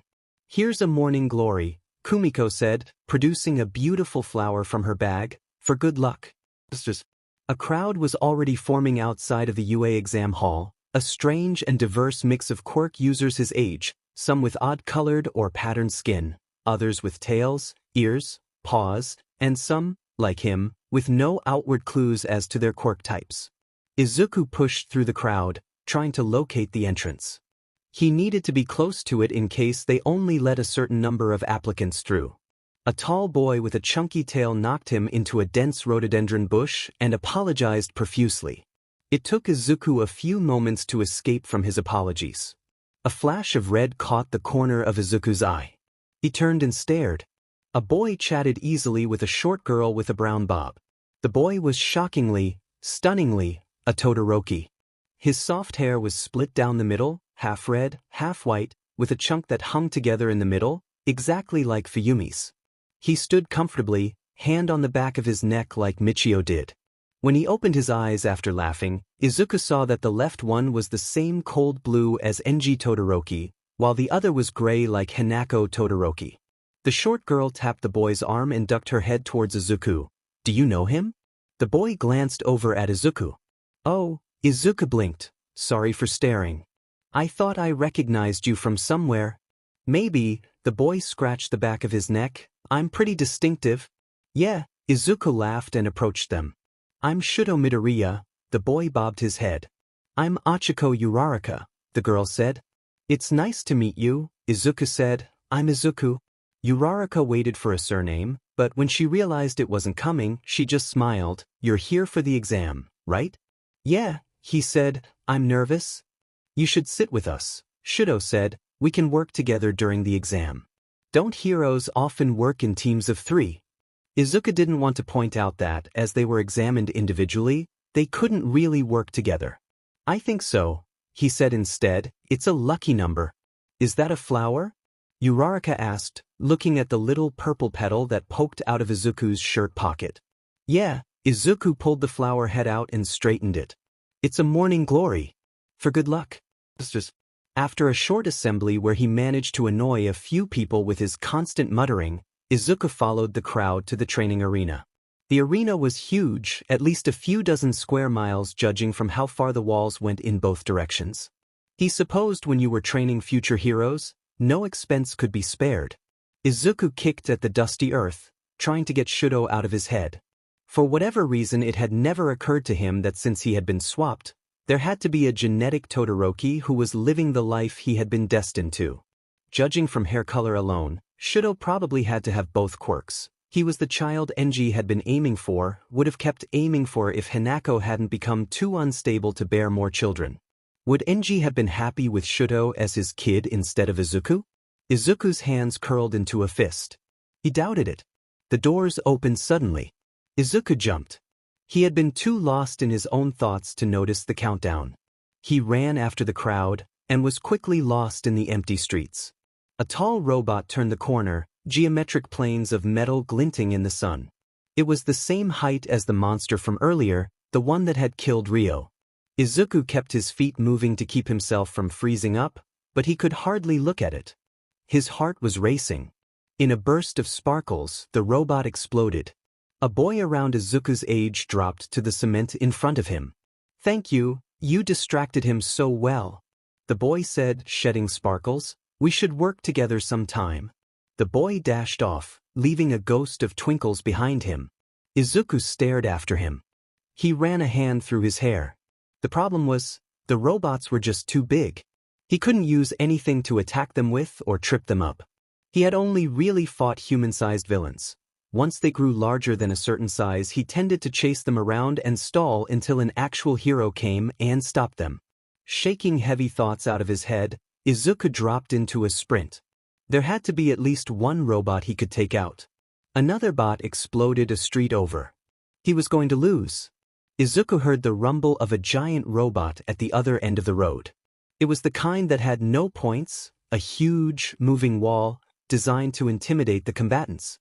Huge and shining, smooth sides gleaming like knives in the sun, it was certainly intimidating Izuku. A dozen combatants passed him in a rush. Izuku squinted at the road ahead of the robot's feet. He thought he saw. His eyes widened. The girl from earlier, Uraraka, was trapped under the rubble. Izuku was moving before he realized what he was doing, charging towards her.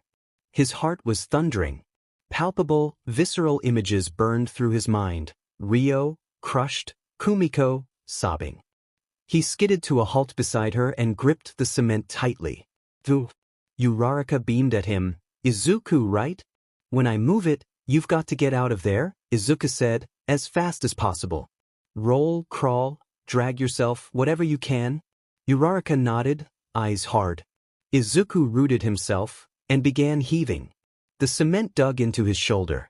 It was nearly twice his body weight, digging into the meat of his palms. It felt like moving the earth, straining every muscle in his body. He lifted it.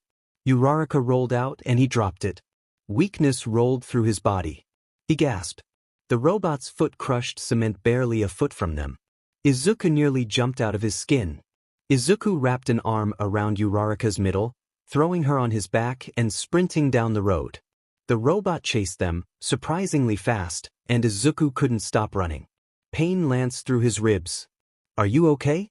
Uraraka asked, leaning over his shoulder. "I think," Izuku gasped and coughed, pressing a hand to his chest. "Think I strained a muscle?" Uraraka tapped him in the center of his chest. Suddenly, Izuku nearly lifted off the ground with every step. It took him a moment for him to adjust, but then he was running faster than he ever had before. "This is your quirk?" Izuku said, nearly falling over. "It's incredible." Uraraka flushed. "Thank you." A foghorn blasted through the air, signaling the end of the test. Izuku stopped running. His chest burned, knees weak, arms aching fiercely. He was hurt, somewhere in his shoulder muscles, and it stung bitterly. He set Uraraka down gently, heart impossibly heavy. "Izuku!" Uraraka looked at him. "Why are you crying?" Izuku dropped down next to her. His eyes prickled uncomfortably and he rubbed at them. "I didn't get a single point," he muttered. He pulled the morning glory from his shirt pocket, intending to throw it, but instead he just looked at it carefully. Flowers that traveled with Izuku in his shirt or back pocket inevitably got crushed or folded, but the morning glory was still as fresh and when Kumiko had given it to him.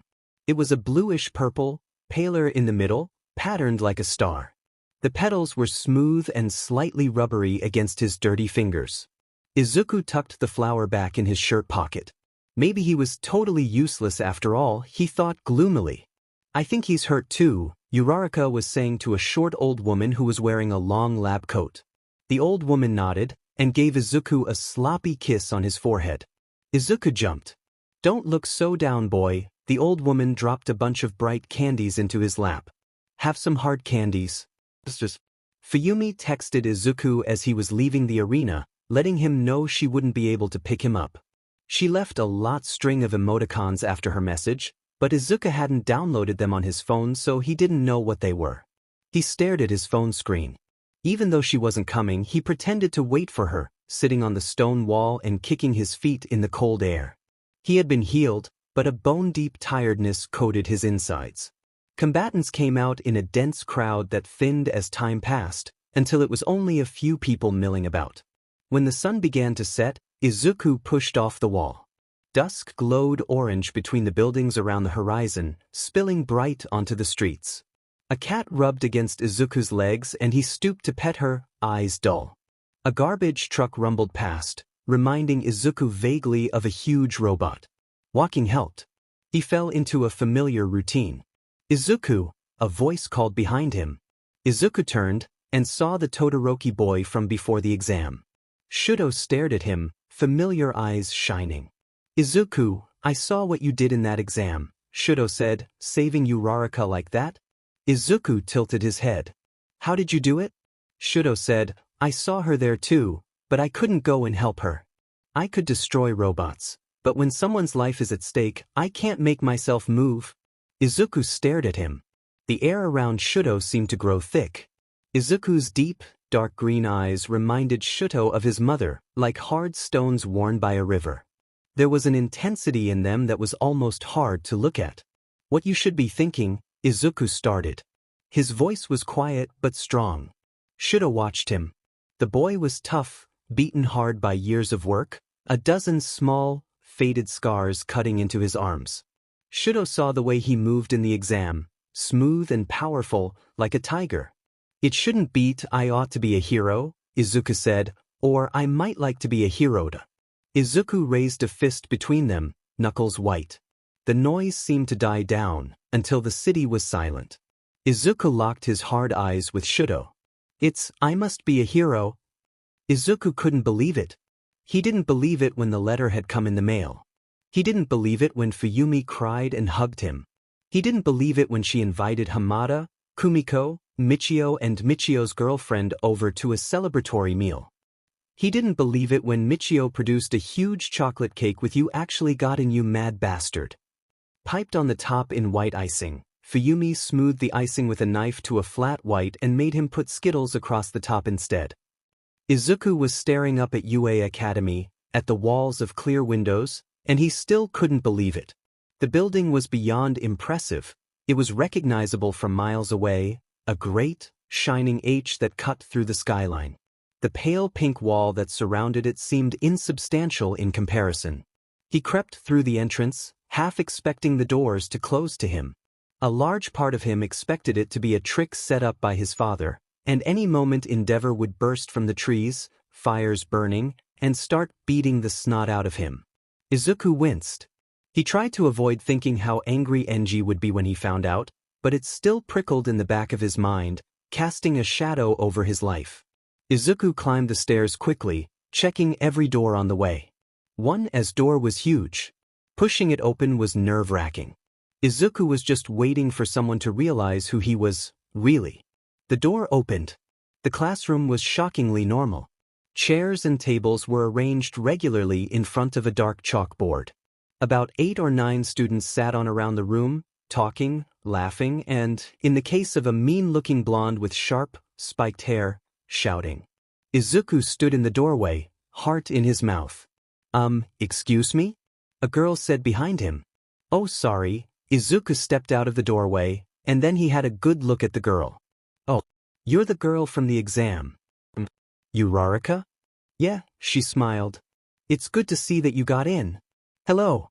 A boy Izuku vaguely remembered from the exam said, waving a hand, I'm Ida Tenya from Somei Junior High School. Somei? Izuku frowned, isn't that really elite? Yes, Ida said, and you are? Izuku said. Izuku? Ida asked, frowning. Yeah, Izuku said, Ida like the Ingenium hero? Yes. He is my elder brother. Ida said.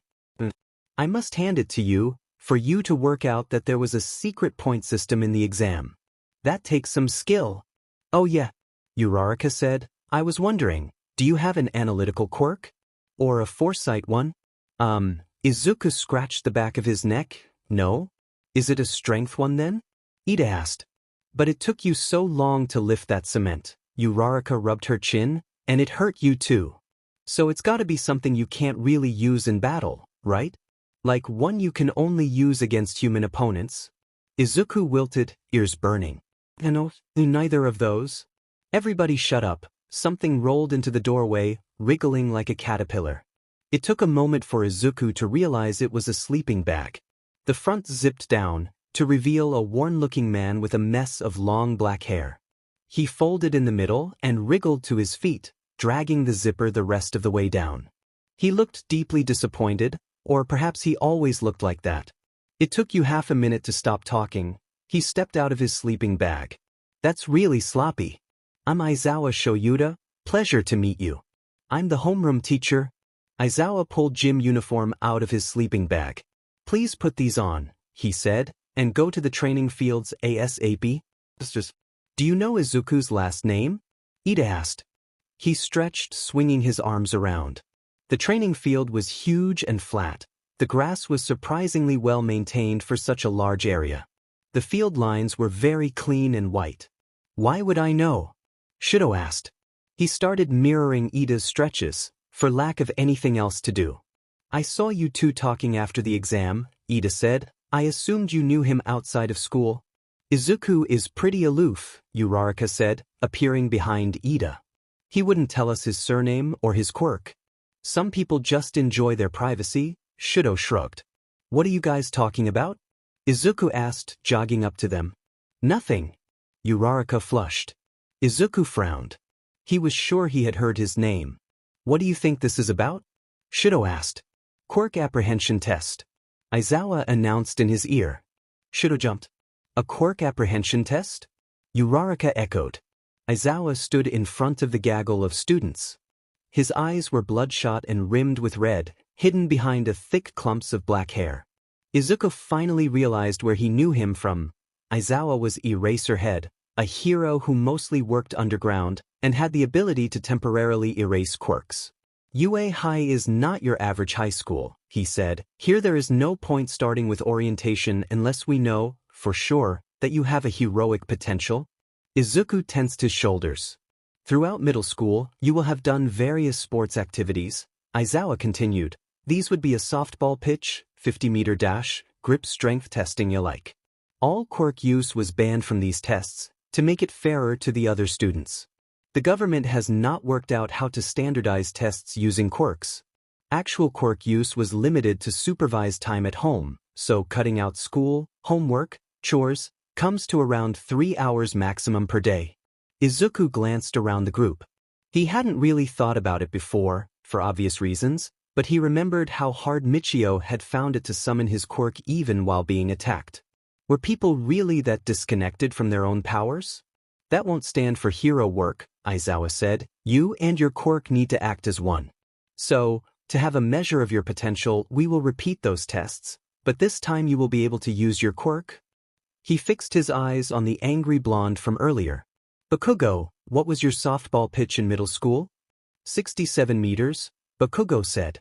Aizawa tossed him a softball. Try using your quirk this time. Don't leave the circle, but don't hold back either. Bakugo caught the ball and stepped into the circle. He gave his arm a light stretch. Got it? An explosion rocked the ground, heat rolling over the crowd. From the heavy black smoke, a ball shot out from the earth, shot like a rocket. Bakugo screamed something unintelligible. Before starting anything, you need what you're capable of. Aizawa turned the screen of his monitor to the crowd. This is the metric to measure yourself against. 700 meters? A red-headed boy muttered beside Izuku. Oh, and before I forget, Aizawa ran a hand through his hair, holding it away from his face. Anyone who ranks last will be disqualified. Permanently. Disqualified? Izuku echoed. Expelled, Aizawa said. Izuku swallowed thickly. You're doing well, Izuku, Uraraka said, while they waited to use the sideways jumping equipment. I mean, you got 80 meters on the softball throwing, and 5 seconds on the 50-meter dash, Ida said, rubbing his chin. All without using your quirk. It's impressive. Thank you, Izuku ran a hand through his hair. Is that your quirk? The redhead, who Izuku had learned was called Kirishima, asked, leaning towards him. His classmates seemed very interested in his quirk, much more than anyone else he'd met. People usually tended to assume he had a quirk like making small things move around, or heating up water, something very unheroic and blasé. Izuku really didn't like being the center of attention. No. I've just been doing intense physical training since I was 8. Izuku pulled his shoulders close to his chest. Not coming clean felt a lot like cheating, but was it really cheating to not use your quirk in a practical exam? It wasn't like he had a choice. You can go next, the bird-headed boy said, giving him a small nod. Izuku sighed in relief. Compared to social interactions, exercise was easy. Time to present the results, Aizawa said to the gathered students. It was nearing midday, and the sun was high in the sky, irritating the top of his line of sight. He shaded his eyes with a hand. The total is just the sum of your scores, since it will take forever to read them all out. Uraraka puffed her chest out next to Izuku, shoulders tense. Izuku didn't really know what to feel, a bundle of nerves twisting in his stomach. Todoroki? Aizawa fixed his eyes on Izuku. Todoroki? Shouto echoed in a whisper, like the number 2 hero? The rest of the class shifted and whispered. Why yeah?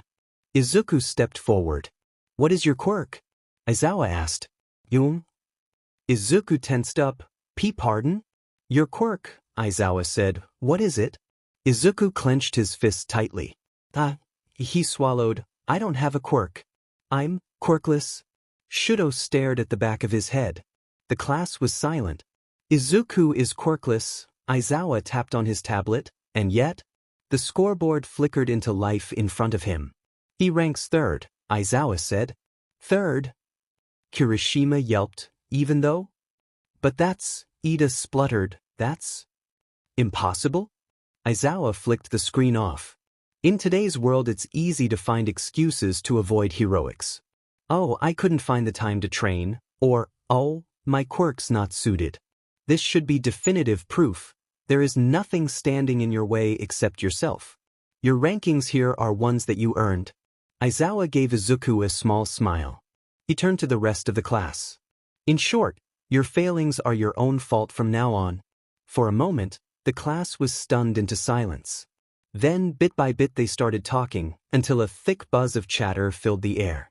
"Oh, and I was kidding about the expulsion thing," Aizawa said, and slunk off in the confusion, probably to take a catnap under his desk. "You're quirkless?" Kirishima caught Izuku's shoulder. "Yet, you're still so strong?" "That's so manly." Izuku muttered, "Thanks? If you're a Todoroki, why didn't you tell me?" Ida tugged at Izuku's other shoulder. "That's nothing to be ashamed of." Shouto hissed. "He's the quirkless son of a pro hero. Who wouldn't be self-conscious about that?" "Don't be so insensitive." Izuku wilted. "Surely he's proud," Mina asked. She had pinky purple skin with a white bob curly enough to rival Izuku's. He wouldn't have been, like, super disappointed or anything, surely? "You're still strong." Was he really disappointed? Uraraka asked. Izuku frowned. "Well, he kinda didn't pay any more attention to me after I didn't manifest a quirk. He kind of ignored all of us." Silence. Suddenly, Izuku realized how that must sound. Izuku said, straightening up, "I mostly live with my older sister. He's really too busy to take care of all of us. That's why I don't see him much." "That's all right," Azui said, brightly, waving a hand. "My parents had to work a lot and I raised my younger siblings. I can't say I didn't enjoy it." "Yeah." Izuku grinned at her. "It's like..." Bakugo snatched the front of Izuku's shirt. "Enough. I don't want to hear this charity case's fucking sob story," he shouted, jerking Izuku forwards. "Bakugo! Don't fight." Uraraka yelped, and looked around for Aizawa, who had already slunk off somewhere. Izuku grinned. He wrapped a hand around Bakugo's wrist. "You want something, Bakugo?" Shouto frowned at the lack of reaction. Bakugo had just blasted a ball straight into space. His quirk was terrifying. Yet, Izuku just stared the angry boy straight in the eye, without even flinching. "You think you could take me?" Bakugo snarled, pushing his face into Izuku's. "You're nothing. You're useless." Izuku looked bored. Bakugo swung at him. Izuku caught his wrist and redirected him, heat blowing fast across the side of his face. He slammed his other fist into the underside Bakugo's jaw. He heard a sharp crack as Bakugo's teeth snapped together. Bakugo fell backwards and Izuku let go of him, letting him crash to the earth. Blood dribbled out of Bakugo's mouth from a bitten tongue. He coughed, eyes burning scarlet. "Your quirk is incredible," Izuku said, offering him a smile, "but your fighting style is very lacking." Bakugo roared and leaped at him, twisting into a kick. Izuku darted out of range and used Bakugo's lack of balance to snatch his collar and knock him over. Bakugo's head hit the ground with a crack. "I'm not a sobbing schoolboy," Izuku said. "I'm a trained martial artist. You're gonna have to do something smarter than swing wildly at me." Bakugo pulled himself from the dirt, eyes shining. His gnashing teeth ground together like a chained dog. He didn't come for Izuku again, but the heat of hatred in his eyes was frightening. "You need training," Izuku said. "You know how to punch and kick safely, but it's pretty clear you haven't used it for much more than bullying people or small street fights. I don't mind giving you some tutoring. I don't need training from scum like you." Bakugo hissed, rubbing the side of his face. "That's incredible," Mina marveled, ignoring Bakugo. "You're a martial artist? Can I take you up on the sparring?" Shouto asked. "I scored last in that physical, even worse than Mineta." "That's pretty embarrassing." "Hey!" Mineta yelped. "I don't know how useful it will be with such a long-distance quirk like yours." Izuku scratched the back of his neck. "But being physically fit and strong is always important for a hero." "Can I come too?" Kaminari asked. "Even if I only watch, I think it'd be pretty useful." "Me too," Mina said. "It sounds fun." "Oh, can I?" Uraraka asked. "My score wasn't very high either." Izuku was nearly overwhelmed, and nodded to everyone. He really hadn't expected this level of enthusiasm. Momo quickly arranged a time after school, gave out Izuku's phone number and told everyone to bring gym clothes. The park was quiet in the evening. A few kids were playing football in the field over, their shouts and laughter mingling with the odd car that passed. The evening air was chill and the grass looked gray in the low sun. Izuku pushed a hand through the grass, rubbing his fingers together. It wasn't too slippery to be dangerous, and the earth was too soft. Damn. He didn't have a reason to postpone. It wasn't that he didn't want to spar or teach his classmates. Some students viewed the rest of their year as opponents, but Izuku's time at UA was so limited that it didn't really make sense to be antagonistic. Nerves jumbled in his stomach. He had never taught anybody else before, beyond giving a few suggestions to his friends in the dojo. Izuku! Uraraka swung over the park fence, dashing up to him. I know we're early, but we wanted to help set up. Is there much to do? Shouto asked, jogging up to him. Not really, Izuku said. I don't have any mats, so we're just going to have to do this on the grass. It's not going to be that comfortable, but as long as everyone had experience fighting, they should be able to protect themselves. Oh, Shouto said. Uraraka looked a little uncomfortable. What is it? Izuku asked. Well, Shouto looked. But I don't have any experience fighting. I got through the exam using my quirk alone. Same, Uraraka said. I took some self-defense classes a few months ago, but during the exam I just dropped some skips on the robots using my quirk. Izuku frowned. Really? Is most of the class like that? Uraraka grinned guiltily. I think Kirishima and Mina have some MMA experience, but I don't know how long ago that was. Tenya has a little, I think, and Momo probably does too, she said, but apart from that, I doubt it. They're fit, but people just assume they'll learn to fight at UA. Mina arrived, wearing a stylist faux fur coat. She gave them a big wave. Kirishima followed her, grinning brightly. Izuku rubbed his chin. I guess I'll start with the basics. He waited until everyone had arrived, or at least most of them. He'd gotten a few texts about having to cancel. He wasn't used to getting so many messages. Usually it was only Fuyumi who texted him.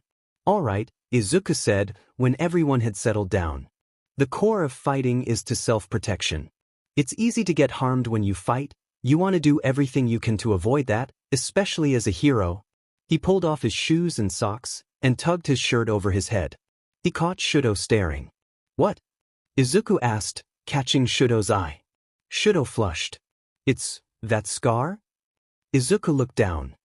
His chest was knobbled with scars and dents, but the most noticeable one was a deep red burn the side and shape of a fist. Izuku pressed a hand to it. It wasn't my dad, he said, flustered. It was my brother. He was the only one I could spar with and get them to use their quirk. Oh, Shouto said, frowning. Don't worry, Izuku picked up his clothes and tossed them to the edge of the pitch. He's never won against me. Izuku shook his legs out. The first thing we're going to learn is falling properly. He lifted his arms and pressed his hands to the base of his skull. First, most important, protect your head. Don't lace your fingers together, and don't grip the back of your neck. Try to land on your side if possible. It's dangerous to land on your back or front. When you land, breathe out deliberately to avoid winding yourself. Izuku jumped and fell. His side hit the earth with a dull thump, arms slapping the earth, air hissing between his teeth. He rolled into a sitting position. Oh, and try to spread the weight out as much as possible by sticking your arm out flat, he added. Also try to roll when you land. That'll help use up momentum and keep you moving. The absolute worst place you can be when fighting is between the ground and your opponent. That's when you can't get away. Izuku frowned, thinking carefully. He had been fighting for so long that every move he simply used instinctively and immediately, without even thinking about it. Actually remembering what he did was pretty hard. Oh. He stood up and held an arm towards the ground. Your natural instincts are pretty bad in this regard. You shouldn't try to catch your fall with your arm. It can cause a shock that can go straight to your brain. It might knock you out. He shifted his feet. You should also really avoid tensing up. It causes more injury. Uraraka blinked to him. Her eyes were slightly unfocused, like she was dazed. That's a lot to remember, she said. Izuku shifted nervously. Mina threw her heavy coat off, beaming. Can I go first? Izuku trained them slowly. It took him a while to strike a balance between moving too fast to be safe and not moving forward at all. It also gave him a whole new appreciation for his dojo masters. Training others was highly stressful. He nearly had a heart attack when Kirishima accidentally went to punch Mina while using his quirk.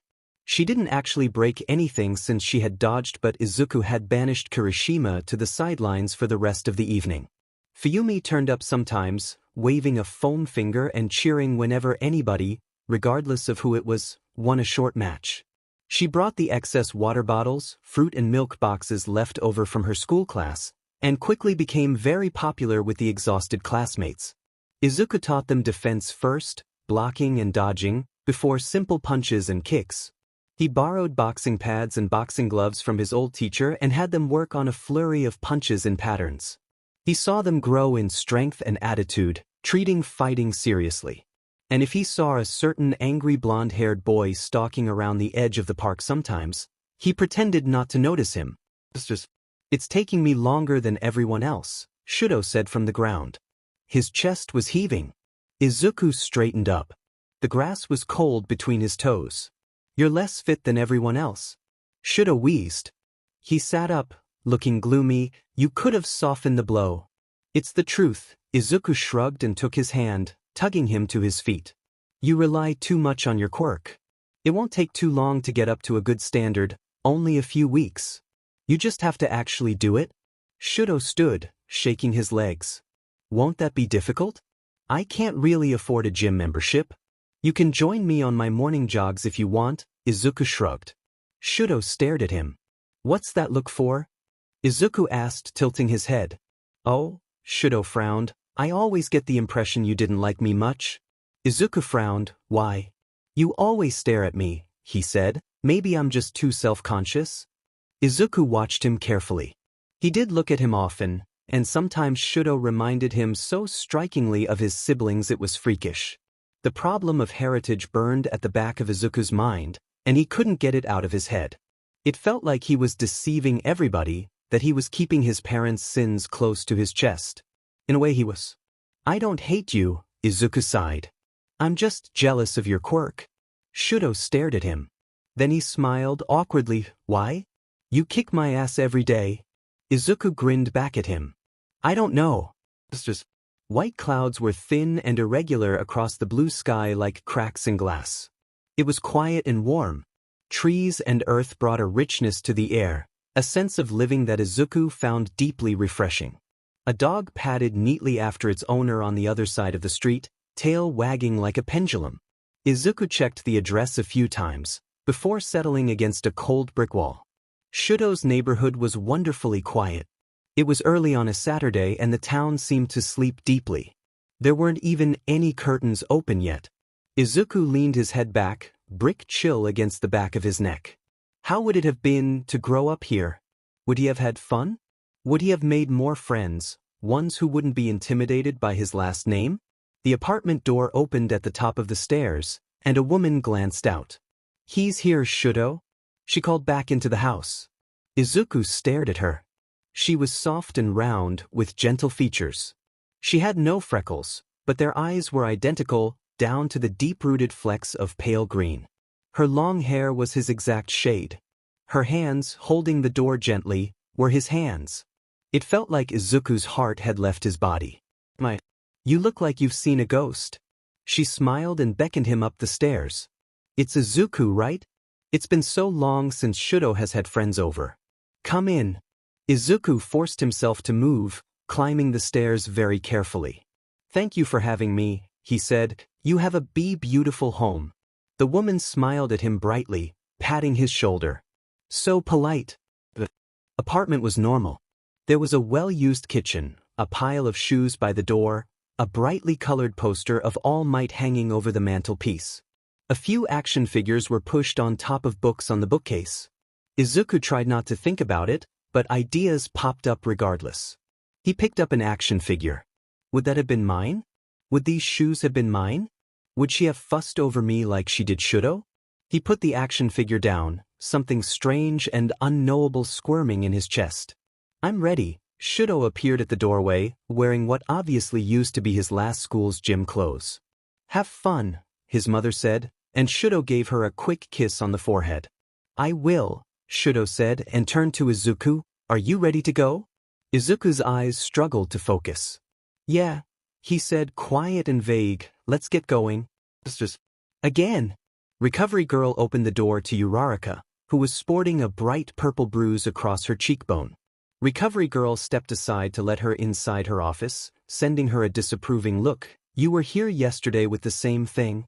It's not that bad, Uraraka said, quickly, waving a hand. I wasn't even going to come, 'cause I just walked into a door while I was on my phone. I'm only here because Present Mike sent me. Recovery girl frowned. Seems like a lot of your girls are walking into doors these days. Mina smiled guiltily from the nurse's bed. Endeavor. A reporter leaned over the police tape. She waved her microphone in the air, trying to attract attention. Endeavor ignored her, signing papers on a clipboard. He nodded at an officer, who threw a large sheet of tarpaulin over the ruined corpse. It wouldn't do for the body to be photographed by the press.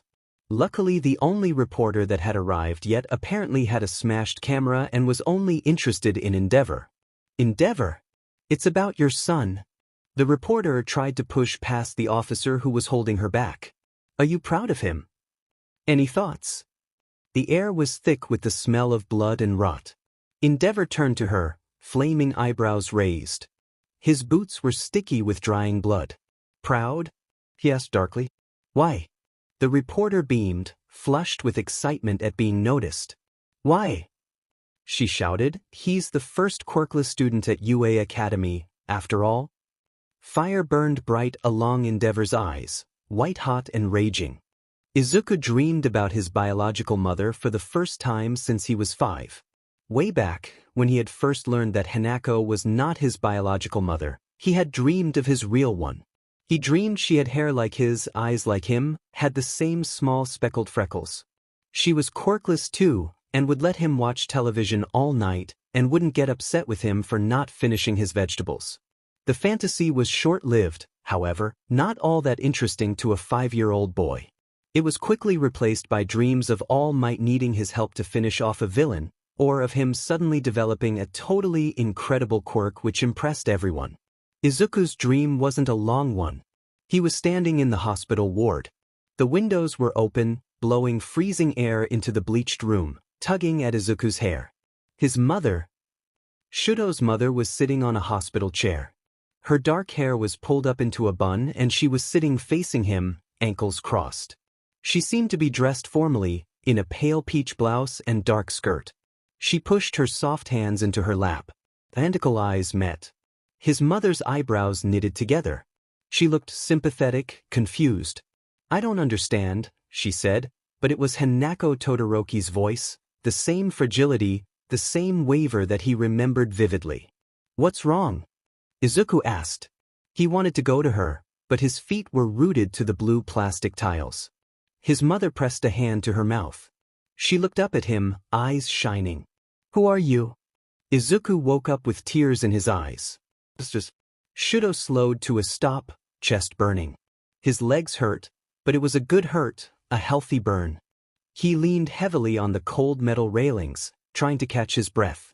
Izuku stopped next to him. Water? He offered him a bottle. Shuto took it, thanks. It was a nice day. The city seemed to glow in the sun, and everything seemed fresh and new. Healthy trees bordered an empty road, crowded with clean, sparkling parked cars. Shuto leaned against a tree, taking a long drink of cold water. You're getting much better, Izuku smiled at him. His eyes were slightly dull, not half as intense as Shuto remembered. Thanks, Shuto passed the water back to him. All these little aches and pains that I used to have, they've all gone. Yeah, Izuku pushed the water bottle into his bag. You'll feel a lot better. Do you want to get something to eat? Sure. Shuto followed him down an alley and into a small market. It smelt interesting, and every stall had a pile of unique products in front of it. One had a set of strange-looking buns and bread rolls. Another had long rolls of bright patterned fabric. Shuto nearly got left behind looking at some fine jewelry. This place is so cool, Shuto said. Izuku said, and yawned. You all right? Shuto asked.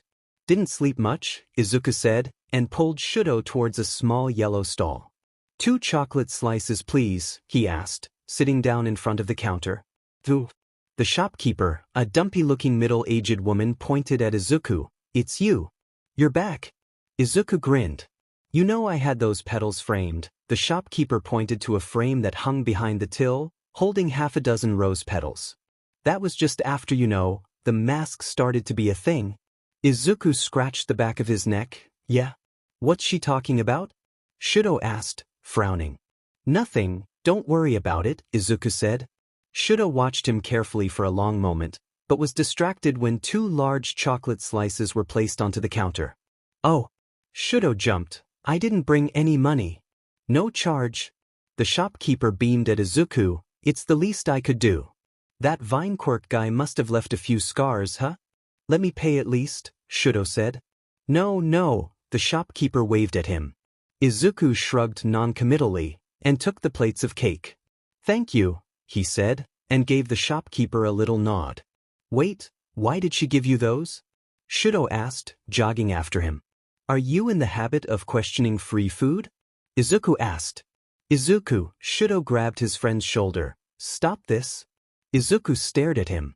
I'm your friend, Izuku, he said. You've got to stop pushing me away. Izuku gripped the paper plates tightly. The paper bent, sagging from the weight of the cake. You wouldn't tell us your last name, you wouldn't tell us you were quirkless, he said, but when we found out, nobody treated you badly for it. Hell, I had a lot more respect for you. Shouto let go of his shoulder.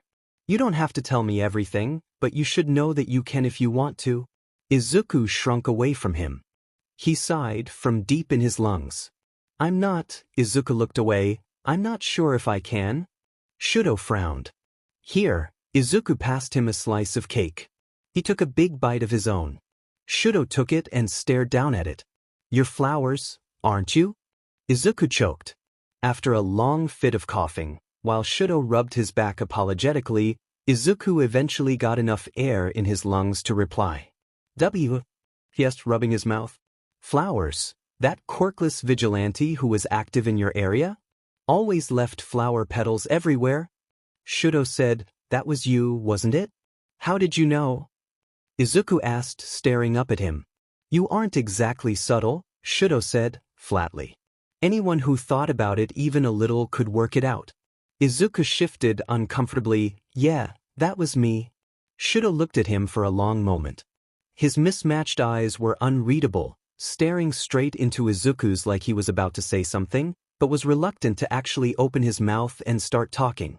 He shifted his fingers, sticky from the chocolate icing. What? Izuku asked. Shouto looked away, with an air of resignation. Thanks for the cake, he said. You sure you can carry all of that? Uraraka asked, peering at the load Izuku was shifting onto his shoulders. It was late. The park was dark and the stars were starting to struggle through the city sky. I'm fine, Izuku smiled at her. Thanks. We should be thanking you. Mina beamed. She gave the air 3 punches in quick succession. Being able to fight properly is so cool.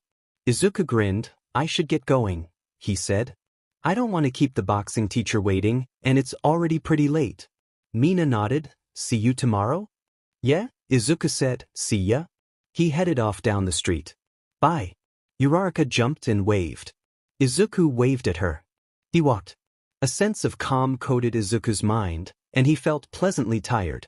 The bags were filled with boxing gloves and pads as well as some knee pads, and while they weren't heavy, they were awkward. Night stilled the city. His shoes were cold. Izuku, Enji Todoroki said behind him. Izuku turned on his heel. Enji stood behind him, still in his hero outfit. He stood nearly a foot taller than Izuku, black costume stretched out his thick, taut muscles. Flames rolled from his chest and feet like a mane, glowing bright in the dark of the evening. Izuku dropped his bags quickly, rolling up his sleeves. He lowered himself into a fighting stance, clenching his fist. I'm not going to fight you, Izuku. Enji took a step towards him. You wouldn't last against me. I'd kill you. What do you want? Izuku yelped. Fear sparked and popped in his chest like chewed wires. I've been too lenient with you, Enji said, voice low. Allowing you to live with your sister, allowing you to waste time in those pathetic dojos. You can't train yourself into growing a quirk, you fool. I don't need a quirk, Izuku said. You have no idea what I'm capable of. Enji stopped walking, a pace from Izuku. His eyes were bright and dangerous. You will not be returning to UTA, he said. You will be attending a boarding school in Okinawa until you turn 18. After that, you may return home or stay there. I have no preference. What? Izuku stared at him. Something crumbled inside him. You heard me, Enji said, eyes narrowed. I am only saving you from yourself. You are useless, Izuku, and unsuited to hero work. Pain spiked through Izuku's insides like swallowed glass. Tears choked his throat. You can't do that. Izuku yelled, you can't. I passed the exam. I scored 3rd on the apprehension test. Doesn't that mean anything? You are nothing, Izuku, Enji said. You will never be a hero. Izuku swung at him. Enji caught his wrist and bent his arm backwards, slamming the boy's chest into ground. Izuku's head hit the cement savagely, stars bursting behind his eyes. Blood filled his mouth from a bitten tongue. You are a fool, boy, Enji shouted, holding Izuku's head down. Take my gifts at face value. You are nothing without a quirk. This is a mercy. The hero's boot pressed into the side of Izuku's head, twisting his arm behind his back painfully. Izuku's cheek grated against the uneven tarmac. Enji held him there, humiliated, for a long second before shifting off him. I am going, Endeavor said. If I hear any more of this nonsense, just know that I won't be this lenient next time. He left without looking back. Blood pooled under Izuku's cheek, mixing with his tears. Slowly, bit by bit, he picked himself up. Blood ran from his raw cheek, sticking uncomfortably to his shirt collar. The night was cold and his face was burning. He held his head in his hands and sobbed. Fuyumi opened the door and her face fell. Izuku stood on the doorstep. He was a mess. One cheek was grated raw and bleeding scarlet. He held his arm awkwardly. His eyes were red and raw from crying, and he was shaking. Fuyumi pulled him into a hug and he broke down again, sobbing heavily into her shoulder. When he had calmed down enough, Fuyumi pulled him into the sitting room and wrapped him blankets. She dressed his wounds in gauze and gave him a heat pack to put behind his shoulder. She brought him hot cocoa, which he didn't even acknowledge beyond a quiet thank you. She turned on the hero channel and turned down the volume so it wouldn't disturb him too much. None of it seemed to work. Eventually, Fuyumi produced the All Might stickers she had stolen from her work, showing him one of All Might giving a big thumbs up with good job. Written underneath him in bold. You could put these stickers on your studies, she said, like, when you pass a test or something. It'd be cute. Tears burst into Izuku's eyes. His shoulders shook. Oh, Izuku. Fuyumi dropped the stickers and wrapped her arms around him. What's wrong, kiddo? What happened? Izuku buried his face into Fuyumi's neck. He breathed shakily. Was it? Fuyumi frowned. Was it something Dad did? Did you see him? Yeah, Izuku mumbled. He found out? Fuyumi's heart sank. He said he was going to send me to a boarding school in Okinawa, Izuku said quietly. Fuyumi squeezed him tightly. I'm so sorry, Izuku, she said. I shouldn't have let you go there. It was a stupid idea. I just set you up for failure. No, Izuku muttered. I passed the exam. He's the only reason I can't be a hero. Yeah, Fuyumi rested her head on his. Steam curled from his cocoa. On the television, they were replaying a fight where All Might was fighting a host of alien-like villains which multiplied every time he hit them. Eventually, he simply dispatched them all in one massive blow. The wind from the hit was enough to shatter glass in the buildings a square mile from the fight. You know, Izuku, Fuyumi said, tugging his blankets up around his arms. I don't think it matters whether you go to UA or not. No. Izuku looked up at her. Not really, she said. Imiko already said what you were doing was technically legal anyway. And just think about all those people you've already saved. They might not have been saved my heroes, because they didn't really get there in time, did they? Izuku shifted further into his blankets. He frowned. Fuyumi shrugged. I don't think you need a piece of paper or a special certificate in order to be a hero. I think you already are one in my book. Izuku sighed deeply. Maybe, he said. Fuyumi patted him gently. I think you should go to bed. It's been a tough day, and it will all seem better in the morning. Izuku rolled off the sofa, rubbing his raw eyes. Good night, he said. Good night, Fuyumi smiled at him. Izuku couldn't sleep. In the dark of his bedroom, all he could see was his mother's face. He imagined that white hospital room, those billowing curtains. "Who are you?" she asked over and over. "Who are you? Who are you?" His mind reverberated the question like a struck gong. His thoughts quivered. Who am I? Who am I? Who am I? He rolled over and pressed a pillow into his face. "Where's Izuku?" Shouto asked, interrupting the homeroom teacher. Aizawa stopped talking, regarding him coolly. "Izuku Todoroki will not be returning to school," he said, flatly. Kirishima's head jerked up. "But what happened?" Hero Endeavor removed his son from the school due to... Aizawa pulled a note from his back pocket. "Official circumstances." "Did something happen?" Uraraka asked. "Was he hurt?" "Physical?" Shouto gripped the edge of the table. "Do they just mean that he's quirkless?" "Is he okay?" Mina asked. "Izuku is unharmed." His father thought it was inappropriate for someone without a quirk to attend the school. Aizawa's voice was flat and dulled and his eyes were unreadable, but there was a certain edge to his gaze. His jaw was tense. It is Endeavor's choice whether or not to allow his son to attend the school. "This is the last I'll talk about it." Fuyumi had the next morning off, so she cooked Izuku a decent breakfast which he ended up not eating. Instead he fell asleep in front of the Hero Network, spoon still clenched in his hands. When he woke up, Fuyumi had put a pillow under his head and tucked a little letter into his shirt pocket. Izuku stood up and stretched. He cleared away the cold breakfast, turned off the television and pulled the note from his pocket. The letter from Fuyumi was asking him to deliver some cookies to Kumiko. In the margin, Fuyumi had drawn a little Red Riding Hood with 4 freckles on each cheek. Izuku stepped out into sunshine. His heart was still heavy and his cheek was stiff and scabbed, but he took a moment to soak in the sun. He locked the house behind him and stepped into the road. "Hey!" someone shouted, sprinting down the street towards him. "Hey! Hey!" Izuku glanced up. A girl was sprinting towards him, dark hair fanning out behind her. She had high, flat cheekbones and a warm complexion like burnished gold. Izuku recognized her but couldn't place her. "Izuku, man, you are a hard guy to track down." She skidded to a halt, panting. "Oh, is it okay if I call you Izuku? I guess I don't really know you all that well. You can call me Manami, but I'll call you Todoroki if you like." Izuku frowned. "It's okay." Manami stared at him and smiled guiltily. "I guess you don't recognize me, huh?" Izuku scratched the back of his neck. "No, sorry. Were we classmates?" The girl straightened up. "Maybe this will jog your memory," she said, and began to unbutton her shirt. "Whoa!" Izuku jumped. "Don't, we're in public. People can see." Manami laughed. "Chill," she said, and opened her shirt.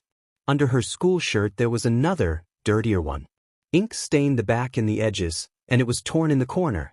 Arweo's flower shop was emblazoned over one breast. "Oh," Izuku laughed, "you're the octopus girl. From the shopping mall. And your flowers?" Manami said, "I've wanted to thank you for ages, but I didn't know your secret identity. After you passed the UA exam it was pretty obvious, though." "Yes, I suppose I was never subtle," Izuku smiled shyly. "Anyway," Manami gripped his shoulders, a flush rising to her face, "I wanted to thank you.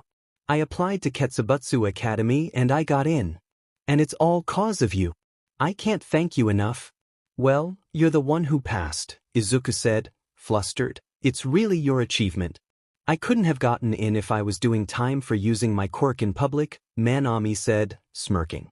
"I guess not," Izuku said, after a pause. Manami released his shoulders and jumped back. "Anyway, it was more than that.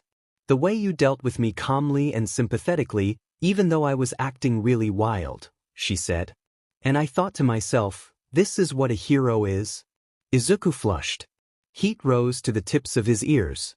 "I wanted to give you this," Manami said, and produced 3 dahlias from her bag. They were a bright, beautiful purple, their petals still perfect and whole. "Thank you," Izuku said, smiling. "Thank you so much. They're beautiful. Let's be great heroes together," Manami said, clenching a fist tightly in the space between them. "Plus ultra," she shouted. Izuku grinned. tiredly. He clenched his fist and held it next to hers. Plus ultra, he shouted back. Rio's flower shop sat without a sign, the outside painted a dull white. The shop had been fixed up by the insurance company and the walls had been rebuilt neat, strong and bare. Broad windows looked into an empty shop floor and a pretty woman with rolled sleeves and dark hair in a messy bun. She was mixing fertilizers. Izuku pushed the door open, and the bell above it tinkled. Kumiko looked up, brushing dirt from her hands. "Good morning, Izuku," she frowned at the clock. "Shouldn't you be in school?" Izuku wilted.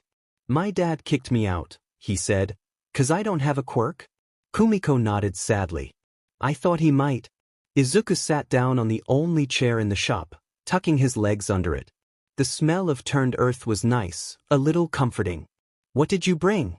Kumiko asked, peering at the basket. Izuku straightened up and passed her the note. She read it quickly, and smiled at Fuyumi's doodle in the margin. "I hope she's not suggesting I'm a grandma," she said, and uncovered the cookies. She offered one to Izuku, but he waved them off. Kumiko ate in silence. The clock ticked. Cars rumbled by outside the window. "If Rio were here," Kumiko said lightly, "he would probably have some clear and very accurate advice for you." Izuku smiled. "The thing about decisions," Kumiko said, brushing cookie crumbs from her hands, "especially really tough ones.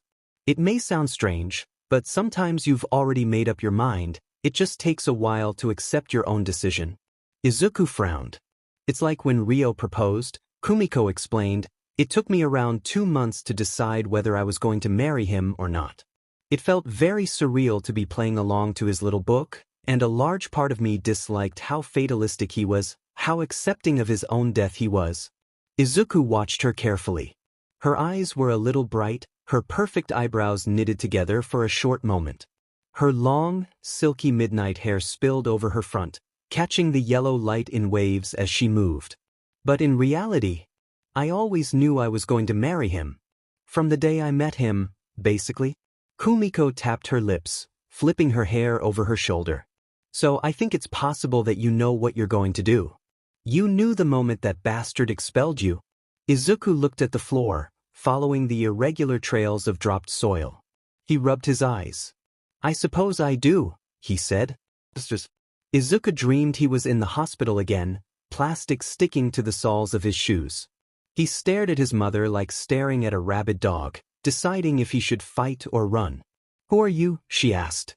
Her voice was strained and cracking. Izuku stared back at her. It felt like there was an emptiness, like he was carrying around a void inside him.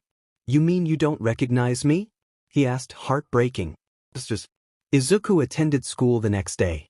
For whatever reason, his past still worked, and his legs carried him through muscle memory to his classroom. He was even more on edge than he had been on his first day. The threat of Enji Todoroki was intense and immediate, heightened by the pain from his scabbed cheek. He pushed the classroom door open shyly. "Izuku!" Uraraka nearly jumped out of her seat. "You're back. Did you sort things out with your dad?" Kirishima asked, leaning towards him. "Kinda," Izuku squirmed. "I'll sort it out with him later." "What happened to your cheek?" Ida asked. Izuku rubbed the scabs. "I don't really want to talk about it," he said quietly. He took his seat and ducked his head. "You missed a really good practical," Kirishima said. "We were put into hero and villain teams and we had to fight each other. It was really exciting. Are you all right?" Shouto asked, and his eyes reminded Izuku so much of Fuyumi it was hard to look at. "Doesn't he deserve to know?" Izuku rubbed his eyes. "Don't they both deserve to know?" "Izuku!" Shouto touched his shoulder. "You're kind of zoning out?" "I don't want to talk about it," Izuku said, and buried his face in his arms. He made it to English class.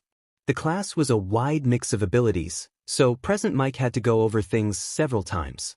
Izuku knew Shouto found this tedious, but since Izuku ranked in the low end of the ability spectrum anyway, he didn't really mind. Shouto was doodling absently in the corners of his notebook, having finished the question 5 minutes ago. Izuku was struggling badly and was teetering on the edge of peering over at his paper and cheating. Present Mike was explaining the question carefully when the door burst open. Enji Todoroki stood in the doorway, fire burning hot enough to singe the top of the door. Fear shot through Izuku. Endeavor. Present Mike frowned. What are you doing here? Izuku. Enji said, gripping the door frame tightly. With me. Wait. Izuku started to stuff his books into his bag, hands shaking. Leave it. Enji shouted, you won't need it. Izuku shoved his pencil case into his bag, nearly dropping it from his shaking fingers. I said. Enji strode across the classroom and tipped Izuku's desk over, sending his books and pencils scattering across the floor. Leave it. He snatched Izuku by the front of his shirt and dragged him out of the class, throwing him into the hallway. The moment Izuku regained his balance, Enji snatched his wrist and dragged him down the stairs. Enji's grip on Izuku's wrist was crushing, and the way Enji tugged him around roughly meant he lost his balance often, tripping over his own feet. Fear sparked in him, and he realized he was crying in terror. He had never really considered what Enji would do when he was properly, truly, pissed off, and the thought scared him witless. Enji kicked open a staff door and threw him inside. You're testing my patience, boy. Enji boomed, after all I have given you, all the chances you've gotten, you throw all of that back in my face. All for your own delusions of grandeur? Izuku stumbled to his feet, clenching his fists. I was going to allow you time to adjust to your new school, Enji growled, but now I see I must be firm with you. You are leaving in an hour for Okinawa. I will not allow contact with your siblings or any of your friends from school, and you are prohibited from leaving the school grounds or socializing out of school hours. Maybe that will teach you some respect. No, Izuku said. Enji narrowed his eyes. The air grew thin, like a storm was passing through. No? He asked darkly. Izuku gritted his teeth, heart pounding. You're forgetting who's keeping your secrets, Endeavor, he said. The fact is I'm not your child. I never was. Enji stared at him. His eyes were hot and angry. What are you saying? He asked, voice dangerous. If you kick me out again, Izuku said, I'll tell the world your wife stole me when I was a baby and you've been keeping her secrets for 15 years. You might not submit to a DNA test, but Fuyumi or Michio will, and that'll throw enough doubt onto your reputation to ruin you. Enji's eyes widened, and then narrowed. He gritted his teeth, shoulders tight. I would. Izuku raised a fist. They have internet in Okinawa, I presume? A fist caught the side of Izuku's head square on, and he hit the wall hard enough for his eyes to go black for a moment. Pain seared through his skull and he couldn't think. His body convulsed in shock. Enji's hands wrapped around his neck, pinning him to the wall. Izuku's legs kicked thin air. You little demon! Enji hissed, pressing his thumbs into Izuku's jugular. You're disgusting. I should have killed you when you were a child. I should have buried you along with my fucking witch wife. Izuku couldn't breathe. His chest wouldn't expand. Blood filled his head, pressing into his eyes, heat burning around his face. Bile rose in his throat but couldn't get past the tight band of fingers around his neck. He batted uselessly at his father's hands, nails digging into fire-lace skin. Roaring filled Izuku's ears, eclipsing all noise. It felt like his eyes were going to pop out of their sockets. Black encroached on his vision and his gaze wobbled.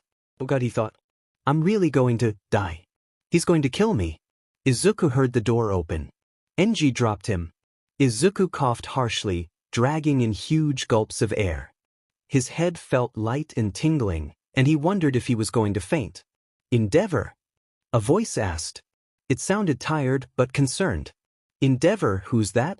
Enji pushed past the stranger, kicking the door open. Izuku, my boy.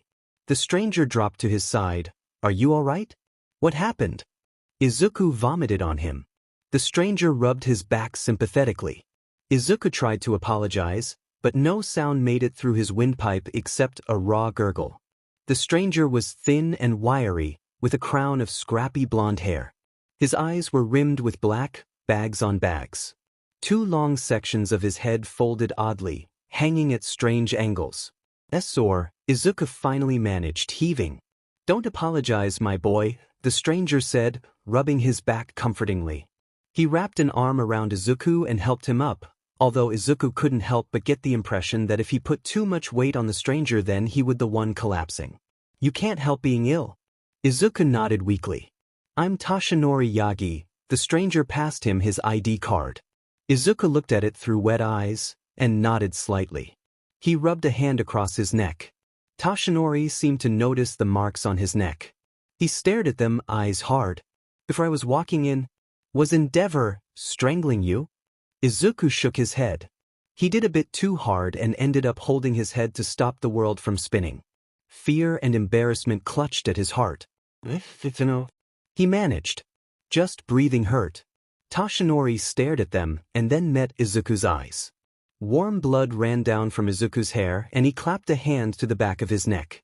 Oh, he said, and gestured wildly towards the door. He hobbled out as fast as he could, trying to hide his neck from other teachers. Izuku! Shouto waved at him, head perking up. He stepped away from his apartment gate.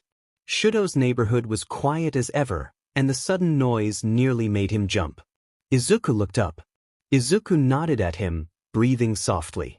He had spent nearly an hour in front of the mirror trying his best to hide the marks over his neck, and had eventually simply tied a bandana around it. A butterfly bruise spread over his throat, purple, yellow, and red, tender to the touch. He tugged at his bandana, pulling it up. I didn't know if you were coming. Shouto held Izuku's bag out to him. You left some of your stuff at school. Thanks, Izuku said, voice creaking and whisper thin. He took the bag and pulled it over his shoulder carefully. Shouto was looking at him. Fingers probed Izuku's cheek warily. The bruise there was huge and swollen, a thick stripe of bulbous purple. Too much skin had broken to cover it with makeup. Instead, Izuku had simply cleaned and treated it. Each of Enji's knuckles were visible in his face. It's fine, Izuku said, voice brushing inaudible. He pulled his head away from Shouto's fingers. I sorted it. Did your dad do that? Shouto asked. His voice held so much sympathy and pain that it made Izuku's insides twist. Izuku knew how it must have looked, how obvious it was. He remembered Enji flipping the desk over. He remembered him snatching the front of his shirt and dragging him into the hall. He remembered his own shaking fingers and whimpers. Izuku closed his eyes. How the hell do you figure everything out? Izuku said, pressing the heels of his hands to his eyes. His throat hurt savagely. Am I that transparent? Shouto started but didn't know how to finish. Don't tell anyone, Izuku said, gripping Shouto's shoulders. Don't. Shouto stared at him, eyes bright. Izuku, I'm only trying to help you, he said. You can't expect me to just leave this. Don't. Izuku shouted and his throat caught. He coughed harshly, blood filling the back of his neck. His shoulders seized, coughs flecking blood over Shouto's gym shirt. Shouto? What's wrong? Shouto's mother stepped out of her apartment. Oh, Izuku! She dashed down the stairs. Izuku, what happened? Do you want to come in? No, Izuku stepped back. His arms shook. Didn't they both deserve to know? Did something happen? She asked. Is it a sports injury? Shouto told me you did a lot of dojo training. Did you have a fight? She looked genuinely concerned, like seeing him hurt her too. Her hands were clasped in front of her chest, but she lifted one, like she wanted to touch him but didn't know how. Pain and sympathy darkened her eyes. Shouto told me, she had said. She only knew him as Shouto's friend, as Shouto's trainer. She called him Izuku only because Shouto had told her he didn't like going by Todoroki. She didn't know him at all. You don't recognize me? Izuku turned on his heel and ran. Izuku! Wait. He heard the thunder of Shouto giving chase, but while the other boy might have improved, he was nowhere near Izuku's level. Izuku leaped over a garden fence and skidded through a narrow walkway, losing the quirk user in a crowd of Saturday morning shoppers. Izuku! Fuyumi beamed at him when she opened the door. You're back early. I didn't go on a run, Izuku said. Sourly, slipping past her and heading towards the kitchen. Fuyumi trailed after him. I found those dahlias in your room. Fuyumi pointed to the pot in the center of the table. So I repotted them and gave them a good water. They're very pretty. Do you know who they're from? An admirer, maybe? Izuku thought of Manami, how happy she was to see him. He thought of the tentacles that had taken over her face, the all-encompassing quirk that nearly killed her. In a way, I suppose, he said. Fuyumi paused. Her eyes were damp. She cupped his cheek gently, careful not to touch his wounds. "You don't deserve this," she said. "You never deserved any of this." Izuku leaned into her hand slightly. His eyes closed. He hummed in half-hearted agreement. The hospital, again. Izuku knew he was dreaming. He knew he couldn't look too closely as the wispy white walls around him, in case they dissipated and plunged him into a different dream another time. He kept his eyes focused on his mother. Mrs. Midoriya kept her hands folded on her lap. She didn't reach out to him. Slowly, her eyes lifted from the floor to meet his. Twin sets of dark green, like shadows in jade. She opened her mouth and closed it, eyebrows knitting together. "Who are you?" she asked quietly. Izuku turned away from her, head lowered. "I'm nobody," he said. 6. Take it easy. The ice in me is melting rapidly / now I'm a believer too. Surfer blood. Chapter text. Water rolled against the rocks, like a constant, drawn-out sigh. Dark water spun white at the edges of the pier, filling the air with the choking, briny smell of the ocean. Seafoam spat into Shouto's face and he recoiled, rubbing his cheeks. "Why are we here?" Shouto asked. Izuku pulled his bag from the back of Michio's truck and swung it over his shoulder. "You waited the 3-hour drive to ask that?" He frowned. "I thought you already knew." "It's a vacation." Shouto looked at him like he'd gone mad. "You don't take vacations." Izuku laughed. "You're right. It's training related." "Attaboy." Michio laughed, slamming the boot shut. Michio was Izuku's older brother, but you wouldn't know it by looking. Michio was a head taller than Izuku and had sharp, spiked white hair with an uneven underside of scarlet. He was built like a gym rat, with a flat, hard stomach and boxy arms. In manner, he acted similarly to Izuku and shared the same easy laugh, but he had a certain bluntness that Izuku lacked. Michio was nice, but he had the same problem that Izuku had to start with. There were moments when he couldn't tear his eyes off of Shouto, and there was something almost fearful in his gaze. It was gone just as soon as it arrived, but it still left Shouto feeling unsettled. "Thanks for the lift," Izuku said, grinning at him. "Nah," Michio locked the van, shaking his head. "I was driving up here anyway to see my girlfriend. I thought she lived in Kyoto." Izuku frowned. "Is this one a new one?" "It's the same one." Michio threw his backpack onto his back. "She just moves around a lot for her job." "Ah?" Izuku rubbed his chin. "Is she pretty?" Michio grinned shyly, devastatingly. "When do I get to meet her?" Izuku asked. Michio shifted uncomfortably. "Maybe someday." He patted the top of Izuku's head. "Now, boys, don't do anything I wouldn't do." "What wouldn't you do?" Izuku narrowed his eyes. Michio smacked the top of his head playfully. "Don't get too badly hurt," he smiled fondly, before continuing. "I'll be around to pick you up at 7. You have lunch?" "Yeah." Izuku patted his pocket. "Good. Well, see ya." Michio gave a wave and set off down the path. Seagulls spun and dived in the air, squawking wildly. Every breath dragged salty air into Shouto's lungs. It felt like the sea air was cleaning him out, breaking down the grot and grime that had built up in him from his daily city life.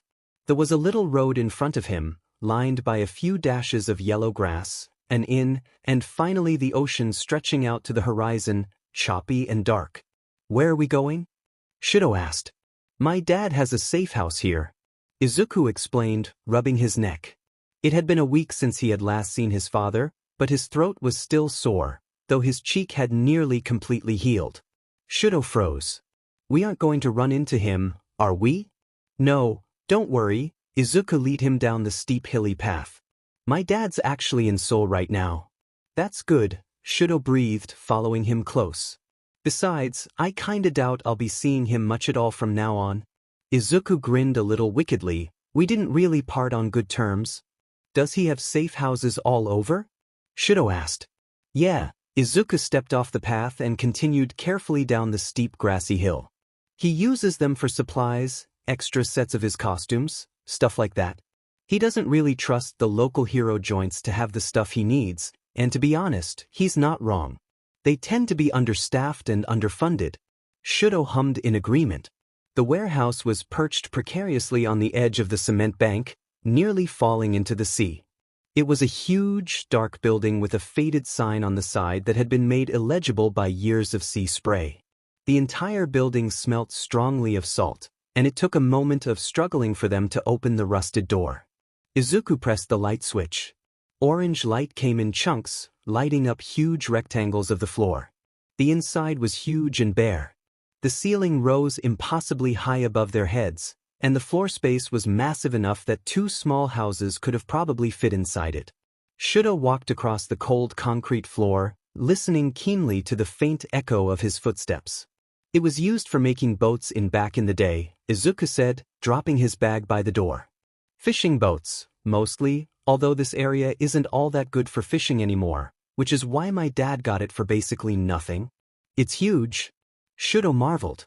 Yeah, that's the idea, Izuku said, smiling. I thought this would be a good place for you to use your quirk. Shouto stared at him, dumbfounded. Use my quirk?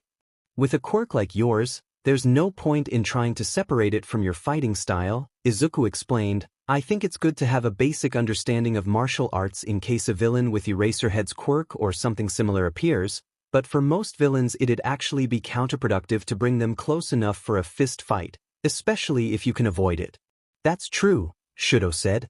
What you really need is accuracy, Izuku said. I've asked the people who saw you use your quirk in the entrance exam. You basically froze an entire building to get one of the robots, right? And totally melted another one. Yeah, Shouto said shyly. I'm not that subtle. It's a good thing, Izuku grinned at him. Most heroes have to work to make their quirk stronger, but with you we're going to have to work backwards in a sense. Shouto nodded. Izuku pulled a few ping-pong paddles from his back, along with a few poles. He spent a few minutes tapping the paddles to the tops of the poles, and then walked over to the center of warehouse. There were a few holes in the cement where pulleys used to go, and the poles slotted into them perfectly. Izuku admired his handiwork. Okay, he said, I want you to hit one of the paddles without hitting any others. Ice or fire? Shouto asked. Neither. Breathing deeply, Shouto centered himself. He spread his arms and loosened his shoulders. Then, swinging his left arm in an arc, he shot flames across the warehouse. All 5 paddles caught fire. Put them out. Izuku yelped. Shouto set a quick jet of ice that coated the paddles as well as a square meter around them. The paddles and their poles were suspended in ice like a woolly mammoth. Sorry, Shouto said sheepishly. Don't worry, Izuku sighed. I brought spares. The task turned out to be fiendishly difficult. Shouto hadn't realized it, but the sheer strength that coursed through his veins was nearly impossible to control. Every time he called on it, power burst from him like a broken pipe, limited only by how long he allowed it to stay. In the moment he summoned it, ice coated every inch around him, and fire roared like the flames of hell. Izuku suggested keeping his focus solely on a single paddle and acting as if the others didn't exist. He even painted one a different color. It didn't work. Even though Shouto only meant to hit one, the others were caught up as collateral. This is ridiculous, Shouto complained through gritted teeth. How am I going to be any use as a hero if I can't even hit one paddle? Izuku chipped away at the ice, digging out the paddles. But you can hit one, he grinned. It's not hitting the others that's the problem. I can't control it. Shouto grumbled. You're just not used to trying. Izuku said. I'm sure if you put your mind to it, you could do it. Shouto grimaced. He bit back a retort about how, since Izuku didn't have a quirk, he really had no idea what he was talking about. He clenched his fist. Doing something over and over again and expecting a different result is the definition of madness. Izuku said, according to Einstein at least. He wiggled the handle of a frozen paddle, trying to dislodge it from the ice. Shouto frowned. Should we move the paddles further apart? That wouldn't solve anything. Izuku shifted his grip on the paddle's handle. Sometimes when I'm having trouble learning something, it's because I've been thinking about it too hard. It's like how tennis players envision where they want to hit the ball to rather than how to hit it. The body is hindered by the mind overthinking things. So I should focus on, Shouto frowned, on hitting the paddle rather than avoiding the others? I'm already doing that. The handle snapped free from the ice, leaving the top half behind. Izuku raised it in the air and pointed to it. Hit this. Izuku shouted. Shouto stared in shock. You'll get hit too. Shouto shouted back. No, I won't. Izuku beamed at him. You won't hit me. Shoot a fireball at the center of this paddle. I'll be fine. The absolute trust in Izuku's eyes was almost enchanting. Shouto shook his head quickly. How do you know I won't hit you? You won't, Izuku said, voice hard with certainty. Shouto believed him. Shoulders back, arms long, he clenched his hand into a fist. His heart beat wildly. Excitement and nervousness battled for control of his heart. He swung his arm and shot a fist-sized fireball at the paddle. It hit dead on, flames rolling. Izuku shouted and dropped the paddle, clutching his hand. Shouto sprinted over, kicking the burning paddle over. Did I hit you? He asked, frantic. I'm sorry. No. Izuku batted his arm, laughing. It was the steam, since the paddle was still frozen. It scalded my wrist. Oh, Shouto's eyes widened. So I didn't hit you? No, Izuku rubbed his pink hand, embarrassed. I should have really thought that through, but at least it worked. Shouto grinned at him. They tried a few more times after running Izuku's scalded hand under cold water and wrapping it in a towel. Every time Izuku held the paddle, Shouto hit it dead on. Izuku tried drawing his face in Sharpie on the other paddles and an angry face on the one Shouto was going to hit, and it worked. His accuracy had jumped to 100%. Around noon, Shouto was starting to get hungry, and Izuku picked up his bag. He looked back at the warehouse floor, at the patches of ice and scorch marks that covered the empty cement. We're going to have to clean that up later, Izuku sighed. Yeah, Shouto agreed, following him outside. They chose a nice spot of grass on the steep hill and took lunches from the bag. For a moment, they ate in silence. The sea rolled and boiled below them, white foam stark against the black water. It wasn't hard to image something under the dark depths, something evil and dangerous that was waiting for the right moment to crawl out. It was impossible to see far under the surface. How did you know how to get my quirk to work in small doses? Shouto asked. Izuku ran a spoon around the bottom of his yogurt pot. My sister, he explained. She couldn't use her quirk except to ice an entire field when she played football and got hurt, or when she tripped and iced a filled car park. The only time she used it correctly was when Michio fell off the top of a ship when we were taking a ferry ride. She made a perfect iceberg to land on, complete with snow cushioning and everything, since she knew he couldn't swim. She made it. Izuku snapped his fingers, on instinct alone. Shouto popped a piece of cooked hot dog into his mouth, chewing it thoughtfully. So Michio can use fire and Fuyumi can use ice? He mulled. That's some odd heritage. I suppose, Izuku said, stiffly. Shouto frowned and changed the subject. Can we come back here next week? It's going to take a lot of work to get my quirk up to scratch. Izuku raised an eyebrow. Only if you want to. Shouto amended quickly. I know you're already teaching the class after school. I shouldn't really be asking for more. It's pretty rude of me. Sorry. It's fine, Izuku laughed. I appreciate the enthusiasm. I enjoy training you guys. I like examining new quirks. It's always interesting. Shouto smiled at him and dug into his sticky rice. When they finished eating, they lay back against the grass. The sea rolled below them restlessly, like it was trying to speak to them in a language they didn't understand. Gulls pecked savagely at a box of chips near the main road, squawking madly. There was an almost unreality to the sea when you were quiet, a sense that nothing would ever change. Just ask it, Izuku mumbled. What? You've been wanting to ask me something all morning, Izuku said. Shouto frowned. He pulled up grass, trying to find words. Finally, he asked, what's it like not having a quirk? Izuku hummed. He stretched his arms up, folding them comfortably behind his head. What about this question? If you were quirkless, would you still want to be a hero? Shouto's eyebrows knitted together. Probably not, was his first thought, but he didn't want that to be his answer. He struggled with himself for a moment.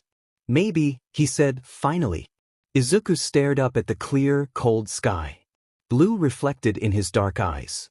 It's like that for me, he said, breathing out deeply, except there is no what if. I've had an idea, Izuku said when they returned to the warehouse. Oh yeah? Shouto zipped up Izuku's bag and dropped it by the door. What if instead of a stream of ice, Izuku swung his arm out? You just had a brick? A brick? Shouto frowned. Yeah, Izuku said, a projectile. You can shoot it like gun? He made finger guns at Shouto, shooting them and then blowing over the tip. Shouto rubbed his chin. I suppose it's possible. Izuku pulled the paddles from out of his bag, grinning. Shouto felt himself grin right back, a comfortable warmth settling within him simply from seeing Izuku excited. Michio opened the warehouse door. Duck? Izuku shouted. Michio leaped out of the way just in time for a block of thin ice to shatter where his head had been. He looked at the heavy chunks of ice warily. Sorry. Shouto shouted. I didn't think anyone was going to come in. My fault. Michio didn't take his eyes off the broken ice. Should have knocked. Did you get to see your girlfriend again? Izuku asked. How is she? Yeah, Michio sighed. She's good. Izuku pushed the paddles into his bag, nodding. He zipped up the bag and threw it over his shoulder. Could you help clear the ice up? He asked.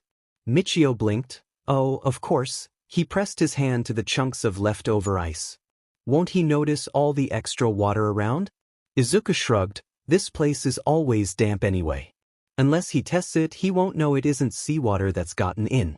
Michio nodded, picking up a brick of ice and melting it between his hands. Thank you for the lift. Shouto opened the door and smiled at Michio, who nodded at him. Then he beamed at Izuku. Thanks for the training, it was really useful. Izuku grinned at him and lifted the seatbelt up so he could slam the door. Shouto waved from the steps to his apartment building, watching them pull away. Houses rolled by. Izuku pressed his face against the window, watching dully as they passed windows and garden parties. Little fleeting glimpses into other people's lives. He sighed. Michio, he started and swallowed thickly. What does it mean when you really want to hang out with someone? When all you want to do is be with them, just hanging out. Not even doing anything? Does this person make you very happy? Michio asked mildly. Are you just thinking of them and sighing?